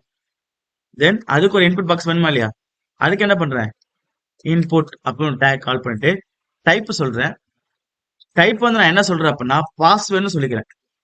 ஏன் நீங்க வந்து மேல வந்து டெக்ஸ்ட்னு கொடுத்தீங்க, கீழே வந்து பாஸ்வேர்டு கொடுத்தீங்க அப்படின்னா ஒரு விஷயம் இருக்கு, நான் உங்களுக்கு காட்டுறேன் பாருங்க. கண்ட்ரோல் எஸ் சேவ் பண்ணிட்டு நான் மேல போய் ரிஃப்ரெஷ் பண்ணி காட்டுறேன் குரோம்ல. எனக்கு பாஸ்வேர்டு வந்துருச்சு. ஆனா இங்க டைப் பண்றேன்னா யூசர் நேம் டைப் பண்ற பாருங்க. உதாரணத்துக்கு திங்க் கோட் தமிழ் விசிபிள் ஆகுதா உங்களுக்கு? விசிபிள் ஆகுதுன்னா எனக்கு தெரியுது, பக்கத்துல யாராவது ஃப்ரெண்ட்ஸ் யாராவது உட்காந்தாலும் அவங்களுக்கு தெரியும் டைப் பண்றது. இதுல என்ன டெக்ஸ்ட் கொடுத்தலாம், நம்பரும் நம்ம மெசேஜ்லாம் டைப் பண்ணிக்கலாம். இப்ப பாஸ்வேர்ட்ல பாருங்க, நான் அதே டைப் பண்றேன், அதே திங்க் கோட் தமிழ் அப்படின்னு தான் டைப் பண்றேன். ஆனா என்ன ஆகல, என்னாலையும் விசிபிள் பண்ண முடியல, உங்களாலையும் விசிபிள் பண்ண முடியாது. அது டாட் டாட் வச்சு தான் ஆரம்பிக்கும். ஏன்னு சொன்னா பாஸ்வேர்டு எப்பவுமே டைப் வந்து பாஸ்வேர்டு கொடுத்தீங்கன்னா தான் அந்த டாட் வச்சு நமக்கு வரும். அதாவது டெக்ஸ்ட்னு கொடுத்துட்டீங்க அப்படின்னா நீங்க பாஸ்வேர்டு போடும்போது பக்கத்துல யாராவது இருந்தாங்கன்னு சொன்னா அவங்க கண்டிப்பா உங்க பாஸ்வேர்டை ரீட் பண்ணிட முடியும். அப்படி ரீட் பண்ணிட்டாங்கன்னு சொன்னா நீங்க இல்லாத நேரத்தை அதை மிஸ்யூஸ் பண்ணி உங்களோட வெப்சைட்டுக்குள்ள அவங்க போக வாய்ப்பு இருக்கு. அதனால கண்டிப்பா டைப் வந்து பாஸ்வேர்டுன்னு போட்டுங்க. தென் எனக்கு என்ன வேணும், ஒரு பட்டன் வேணும். அந்த ஃபார்ம் டேக் க்ளோஸ் பண்றதுக்குள்ளேயே போயிட்டு பட்டன் தான் நமக்கு வேணும். பட்டன் அப்படின்னு கொடுத்துட்டு பட்டன் நேம் வந்து நான் என்ன கொடுக்குறேன் அப்படின்னா சப்மிட். Control S அழுத்திக்கிறேன். இப்போ என் பேஜ்ல போய் ரிஃப்ரெஷ் பண்ணி காட்டுறேன் பாருங்க. யூசர் நேம் தென் பாஸ்வேர்டு ஒரு பட்டன் எனக்கு கிடைச்சிருச்சு. ஆனா இது கீழே வரணும், யூசர் நேம் அது கீழே பாஸ்வேர்டு வரணும், அது கீழே எனக்கு பட்டன் வரணும். கீழே வரதுக்கு நெக்ஸ்ட் லைன் போறதுக்கு என்ன பிரேக் டேக் யூஸ் பண்ணலாம் பாருங்க. எனக்கு இந்த இன்புட் டேக் இருக்கு பாருங்க, இதுதான் யூசர் நேம் இன்புட் டேக். அந்த இடத்துல போய் நான் பிரேக் டேக் போடுறேன். கண்ட்ரோல் எஸ் அழுத்திக்கிறேன். ரிஃப்ரெஷ் பண்ணி காட்டுறேன் பாருங்க. எனக்கு அது உடனே நெக்ஸ்ட் லைன் போயிடுச்சு. இப்ப என்ன வேணும், எனக்கு இந்த பாஸ்வேர்ட்ல வந்து இந்த இடத்துல எனக்கு பிரேக் டேக் வேணும். அது போட்டா அப்படின்னா எனக்கு இந்த சப்மிட் பட்டன் கீழே போயிடும். பாருங்க, நேரா போறோம், இந்த பாஸ்வேர்ட் பக்கத்துல போயிட்டு பிஆர் டேக் போடுறேன். எனக்கு நெக்ஸ்ட் லைன் போயிடும். பாத்தீங்களா, எனக்கு யூசர் நேம் தென் பாஸ்வேர்ட் ஒரு பட்டன். இது தாங்க HTML வச்சு மட்டும் ஃபார்ம் டேக் யூஸ் பண்ணிருக்கோம். இப்ப நம்ம என்ன பார்க்க போறோம்னு சொன்னா CSS இருக்கக்கூடிய, அதாவது HTML ப்ரோக்ராம் முடிச்ச பிறகு CSS பத்தி பார்க்க போறோம். ஆனா HTMLலயே சில CSS டேக் யூஸ் பண்ண போறோம். அப்பனா தான் நம்ம ஒரு ப்ராஜெக்டை பில்ட் பண்ண முடியும். அதன் அடிப்படையில CSS இருக்கக்கூடிய 2 இம்பார்ட்டன்ட் டேக் தான், ஒன்னு பேடிங், இன்னொன்னு மார்ஜின். இது போதும். ஓகே, இப்ப பாருங்க CSSல நான் என்ன பண்ண போறேன் அப்படின்னா மேல டைட்டில் ஒன்று கொடுத்துருக்கேன், CSS important.com அப்படின்னு கொடுத்துட்டு நான் என் ப்ரௌசர் போய் ரிஃப்ரெஷ் பண்ணி காட்டுறேன் உங்களுக்கு. மேல பாத்தீங்கன்னா CSS important topic அப்படின்னு எனக்கு வந்திருக்கு. தென் இதுல பாடியில போயிட்டு நான் என்ன பண்றேன், ஒரு H1 டேக் கிரியேட் பண்றேன். அதுல போயிட்டு CSS டேக் கண்ட்ரோல் எஸ் அழுத்திக்கிறேன். ரிஃப்ரெஷ் பண்ணி காட்டுறேன். எனக்கு H1 டேக்ல எனக்கு CSS டேக் அப்படின்னு வந்துருச்சு. இப்போ நான் என்ன பண்ண போறேன் அப்படின்னா padding and margin. Padding and மார்ஜினை பொறுத்த வரைக்கும் ரொம்ப சிம்பிளா உங்களுக்கு புரிய வைக்கணும்னா பாருங்க, நான் ஒரு பேராகிராஃப் ஒன்று கிரியேட் பண்ணிக்கிறேன். அதுல லோரம் கால் பண்ணி டம்மியான ஒரு பேராகிராஃப் கிரியேட் பண்ணிக்கிறேன். கண்ட்ரோல் எஸ் எழுதிக்கிட்டு தென் ரிஃப்ரெஷ் பண்ணி காட்டுறேன். நல்லா கவனிங்க, மார்ஜின் அப்படின்னா ரொம்ப சிம்பிளுங்க. மார்ஜினை பொறுத்தளவு நம்ம ஸ்கூல் லைஃப் எல்லாம் படிச்சிருப்போம். ஸ்கூல் படிக்கும் போதெல்லாம் பார்த்திருப்போம். மார்ஜின் கோட் போடுங்க, மார்ஜின் கோட் போடுங்கன்னு சொல்லுவாங்க. அப்படின்னா ஒரு பேஜோடைய ஆரம்பத்துல இந்த ஸ்டார்டிங் அப்புறம் ஒரு கோட் கொடுப்போம். அப்ப இதுதான் என்னது மார்ஜின். சுத்தி இருக்கு பாருங்க, இதுதான் மார்ஜின். அப்ப இது மார்ஜின் லெஃப்ட், இது மார்ஜின் ரைட்டு, மேல இது மார்ஜின் டாப்பு, கீழே இது மார்ஜின் பாட்டம் சொல்லப்படுது. அப்ப இது 4 தான் எனக்கு மார்ஜின் அப்படின்னு சொல்லப்படுது. இப்ப பாருங்க, எனக்கு மார்ஜின் ஒட்டாம எனக்கு கொஞ்சம் கேப் இருக்கு பாருங்க. சிஎஸ்எஸ் டேகுக்கும் அந்த டிஸ்பிளோட அந்த கர்வ் இருக்கு பாருங்க, அந்த வளைவு, அதுக்கும் ஒரு கேப் இருக்கு. அப்போ மார்ஜின் வந்து நான் 0 கொடுக்கணும்.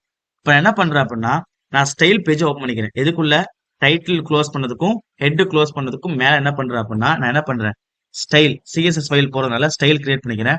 அதுல போயிட்டு நான் என்ன பண்றேன் அப்படின்னா H1 டேக கால் பண்ணிக்கிறேன். H1 தான் அந்த H1 டேக்ல தான் நான் சிஎஸ் டேக் கொடுத்துருக்கேன். அதுதான் எனக்கு கேப் இருக்கு.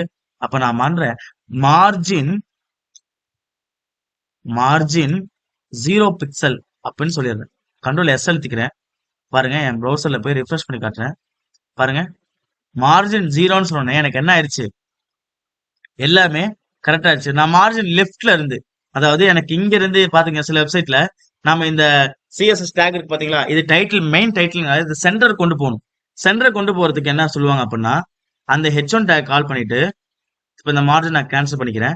டெக்ஸ்ட் அலைன் சென்டர் அப்படின்னு நான் சொன்னேன் அப்படின்னா அந்த H1 டேக் எனக்கு என்ன ஆகும்னு சொன்னா எனக்கு சென்டர்ல அலைன் ஆயிரும். பாத்தீங்களா, டெக்ஸ்ட் அலைன் சென்டர்னு சொன்னா எனக்கு சென்டர் அலைன் ஆயிருச்சு. அதே டெக்ஸ்ட் அலைன் நான் ரைட்னு சொல்ற பாருங்க,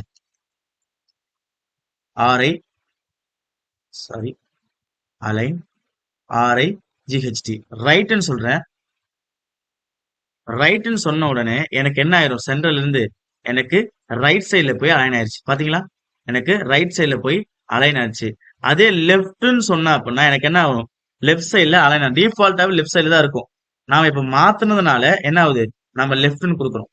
லெஃப்ட்னு கொடுத்துட்டு கண்ட்ரோல் எஸ் அழுத்துறேன். என் ப்ரௌசர்ல போய் நான் ரிஃப்ரெஷ் பண்ணி காட்டுறேன் பாருங்க, எனக்கு லெஃப்ட்ல அலைன் ஆயிடுச்சு. இப்படி நம்ம ஹெட்டிங் டேக் எங்க வேணுமோ, ரைட் லெஃப்ட் சென்டர் அப்படின்னு பாத்தீங்கன்னா மாத்திக்கலாம். ரைட் வச்சா ரைட் போகும், லெஃப்ட் வச்சா லெஃப்ட் போகும், சென்டர் வச்சா சென்டர் ஆயிரும். ஆனா எனக்கு இந்த ஹெட்டிங் டேக்ங்கிறது கொஞ்சம் இங்க தள்ளி வரணும், இந்த இடத்துக்கு. அதாவது இப்ப நான் தள்ளி காட்டுற மாதிரி எனக்கு இந்த இடத்துக்கு ஒரு டம்மி எடுத்திருக்கேன், இந்த இடத்துக்கு எனக்கு தள்ளி வரணும். சென்டர்னா எனக்கு சென்டர் இங்க ஆயிரும், சென்டர்னா எனக்கு சென்டர் இங்க ஆயிரும். அதே போல எனக்கு ரைட்னா எனக்கு ரைட் இங்க ஆயிடும். ஆனா எனக்கு என்ன ஆகணும், இங்கதான் தள்ளி வரணும். கொஞ்சம் தள்ளி வந்தா போதும் ஹெட்டிங் டேக் அப்படின்னு சொல்லி சில பேர் கேட்பாங்க. சில யூசர் வந்து எனக்கு அப்படி பண்ணித்தாங்கன்னு சொல்லுவாங்க. அப்ப என்ன பண்ணா இதுக்கு தான் மார்ஜின் டேக் நம்ம யூஸ் பண்ண போறோம். அப்ப ஹெட்டிங் டேக்ல H1 டேக்ல போயிட்டு நான் என்ன பண்றேன் அப்படின்னா மார்ஜின் லெஃப்ட் சைட்ல இருந்து எனக்கு 200 பிக்சல் தள்ளி போகணும் அப்படின்னு சொல்றேன். அந்த H1 டேக் வந்து லெஃப்ட் சைட்ல இருந்து 200 பிக்சல் தள்ளி போகணும்னு சொல்லிட்டு ப்ரௌசர் ரீஃப்ரெஷ் பண்றேன். பாத்தீங்களா, ரொம்ப சிம்பிளுங்க. மார்ஜின் மார்ஜின் லெஃப்ட்ல இருந்து 200 பிக்சல் தள்ளி போயிடுச்சு. அதே பாருங்க, நான் மார்ஜின் டாப்ல இருந்து சொல்றேன். மார்ஜின் டாப்னா மேல இருந்து, மார்ஜின் டாப்ல இருந்து எனக்கு 200 பிக்சல் தள்ளி போ அப்படின்னு சொல்றேன். அப்ப என்ன ஆகும், இப்போ இங்க இருக்கிறது மேல இருந்து கீழே தள்ளி வரும். ரிஃப்ரெஷ் பண்ணி காட்டுறேன் பாருங்க, எனக்கு மேல இருந்து 200 பிக்சல் தள்ளி வந்திருக்கு. சரிங்களா, இதுதாங்க மார்ஜின். உங்களுக்கு வேணுங்க இடத்துல நினைச்சுக்கலாம் மார்ஜின் யூஸ் பண்ணி நாம கொண்டு போயிடலாம். இப்போ மார்ஜின் நான் 200 பிக்சல் கொடுத்துருக்கேன்னா நான் ஒரு 100 பிக்சல் கொடுக்குறேன். அப்ப என்ன ஆகணும், மார்ஜின் பக்கத்துல வந்துடும். பாருங்க, முன்ன எனக்கு இங்க இருந்துச்சு, இந்த கலர்ஸ் வச்சிருக்க பாருங்க, எனக்கு இங்க இருந்துச்சு, இப்ப எனக்கு தள்ளி வந்திருக்கு. இந்த மாதிரி மார்ஜின் யூஸ் பண்ணி ரைட்டு லெஃப்ட் டாப் பாட்டம் இப்படி எங்க வேணா அந்த ஹெட்டிங் டேக தள்ளிக்கலாம். அப்ப பேடிங்னா என்ன, அப்பனா பேடிங்னா என்ன, உதாரணத்துக்கு உங்களுக்கு சொல்றேன் பாருங்க. இந்த H1க்கு நான் பேக்ரவுண்ட் கலர் கொடுக்குறேன். பேக்ரவுண்ட் கலர் ஏற்கனவே நான் பார்த்துருக்கோம் பழைய வீடியோல. பேக்ரவுண்ட் கலர் நான் என்ன பண்றேன் அப்படின்னா கிரீன்னு கொடுக்குறேன். கிரீன் எல்லோ நல்லா இருக்கும், கிரீன் எல்லோ கொடுக்குறேன். கண்ட்ரோல் எஸ் எடுத்துட்டு நான் ரிஃப்ரெஷ் பண்ணி காட்டுறேன் பாருங்க, வந்துருச்சா. கண்ட்ரோல் எஸ் எடுத்துட்டு நான் ரிஃப்ரெஷ் பண்ணி காட்டுறேன். நான் மார்ஜின் இப்போ கேன்சல் பண்ணிக்கிறேன், உங்களுக்கு பேடிங் புரிய வைக்கணும் அப்படிங்கிறதால நான் மார்ஜின் இப்போ நான் கேன்சல் பண்ணிக்க எடுத்துக்கிறேன். கண்ட்ரோல் எஸ் பண்ணி காட்டுறேன். கண்ட்ரோல் எஸ் எடுத்துட்டு ப்ரௌசர் ரிஃப்ரெஷ் பண்ணி காட்டுறேன் பாருங்க, எனக்கு பழைய மாதிரி மாறிடுச்சு. பேக்ரவுண்ட் இமேஜ் மட்டும் எனக்கு கிரீன் எல்லாம் வந்திருக்கு. இப்ப பாருங்க, பேடிங்னா ரொம்ப ரொம்ப சிம்பிளுங்க. நல்லா கவனிங்க.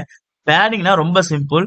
இப்போ இந்த பாருங்க, ஒரு பாக்ஸ் வந்திருக்கா, மேல ஒரு பாருங்க, இந்த இது பேக்ரவுண்ட் கலர்ல மேல ஒரு கோடு, கீழே ஒரு கோடு, சைடு, தென் இந்த சைடுல ஒரு கோடு, பாக்ஸ் மாதிரி அலையா இருக்கா. இந்த பேக்ரவுண்ட் கலர் பாக்ஸ் மாதிரி இருக்கு. இந்த பாக்ஸுக்குள்ள விரியறது தான் பேடிங். இப்ப பாருங்க, நான் வெறும் பேடிங் 20 பிக்சல் சொன்னேன் அப்படின்னா H1க்கு வெறும் பேடிங் எனக்கு 20 பிக்சல் சொன்னா, ரைட்டு, லெஃப்ட், பாட்டம், டாப் எல்லாம் சேர்ந்து எனக்கு என்ன ஆயிரும், 20 பிக்சல் நவுந்து போகும் பாருங்க. ரிஃப்ரெஷ் பண்ணி காட்டுற பாருங்க. பாத்தீங்களா, எனக்கு இங்க இருந்து லெஃப்ட்ல இருந்து ஒரு 20 பிக்சல், டாப்ல இருந்து ஒரு 20 பிக்சல், பாட்டம்ல இருந்து 20 பிக்சல். ஆல்ரெடி ரைட் சைடு வந்து என்ன இருக்கு, ரொம்ப ஸ்பேஸ் இருக்கனால உங்களுக்கு என்ன தெரியல, அது தெரியல, அதனால அது நோ இஷ்யூ. இப்ப பாருங்க, எனக்கு ஃபுல்லாவே 20 பிக்சல் மாறிடுச்சு. இப்ப பாருங்க, எனக்கு ஆனா என்ன ஆகும்னா, பேடிங் லெஃப்ட்ல இருந்து எனக்கு தள்ளி போகணும், நல்லா தள்ளி போகணும். இப்ப பாக்ஸுக்குள்ள போயிட்டோம், வெளியேனா மார்ஜின், பாக்ஸுக்குள்ள போயிட்டோம் அப்படின்னா கண்டிப்பா ஒரு பேக்ரவுண்ட் ஒரு பாக்ஸுக்குள்ள போயிட்டுனா பேடிங் தான் யூஸ் பண்ணும். இப்ப பேடிங் லெஃப்ட்ல இருந்து நான் சொல்றேன், ஒரு 200 பிக்சல் தள்ளி போப்பா அப்படின்னு சொல்றேன். பாருங்க, பேடிங் எனக்கு லெஃப்ட்ல இருந்து ஒரு 300 பிக்சலே போடுவோமே, அப்பதான் நல்லா உங்களுக்கு தெரியும். 300 பிக்சல் போட்டு நான் என்ன பண்றேன், ரிஃப்ரெஷ் பண்ணிட்டு தள்ளி போக சொல்றேன். பாருங்க, எனக்கு லெஃப்ட் சைட்ல இருந்து 300 பிக்சல் தள்ளி போயிடுச்சு. இதே எனக்கு பேடிங் டாப்ல இருந்து ஒரு 300 பிக்சல் தள்ளி போகும் அப்படின்னு சொன்னா என்ன ஆகும், டாப்ல இருந்து எனக்கு உள்ள அந்த பாக்ஸுக்குள்ள இருந்து தள்ளி போகும். பேடிங் டாப்ல இருந்து ஒரு 300 பிக்சல் தள்ளி போ அப்படின்னு சொல்லி கண்ட்ரோல் எஸ் அழுத்திக்கிறேன். தென் அதை ரிஃப்ரெஷ் பண்ணி காட்டுறேன் பாருங்க, எனக்கு மேல இருந்து பாருங்க, மார்ஜின் டாப்ல இருந்து எனக்கு 300 பிக்சல் தள்ளி போயிடுச்சு. ரொம்ப சிம்பிளுங்க. மார்ஜின் அப்படின்னு சொன்னா அந்த பாக்ஸுக்கு வெளியே இருந்து தள்ளி போய் வைக்கிறது. பேடிங் சொன்னா அந்த பர்டிகுலர் பாக்ஸுக்குள்ள என்ன செய்யும், அளவை தள்ளி தள்ளி வைக்கிறது தான் பேடிங். ரொம்ப சிம்பிள். எனவே அடுத்து வரக்கூடிய 3 ப்ராஜெக்ட் இருக்குங்க. ரொம்ப ரொம்ப சிம்பிள் ப்ராஜெக்ட். ரொம்ப ரொம்ப ஒரு ப்ரோக்ராமிங்னா என்னன்னு தெரியல, HTML CSS எனக்கு தெரியா புரியவும் இல்லை அப்படின்னா கூட அந்த ப்ராஜெக்ட் ரொம்ப சிம்பிளா ஸ்டெப் பை ஸ்டெப் அவங்க சொல்லி கொடுத்துருப்பேன். அதனால மறக்காம அந்த 3 ப்ராஜெக்டும் கண்டிப்பா வியூ பண்ணி பார்த்துட்டு லைக் பண்ணுங்க, கமெண்ட் பண்ணுங்க, கண்டிப்பா சப்ஸ்கிரைப் பண்ணிக்கோங்க. கோடிங் கத்து நினைக்கிற எல்லாத்துக்கும் இந்த சேனலை ஷேர் பண்ணுவேங்க.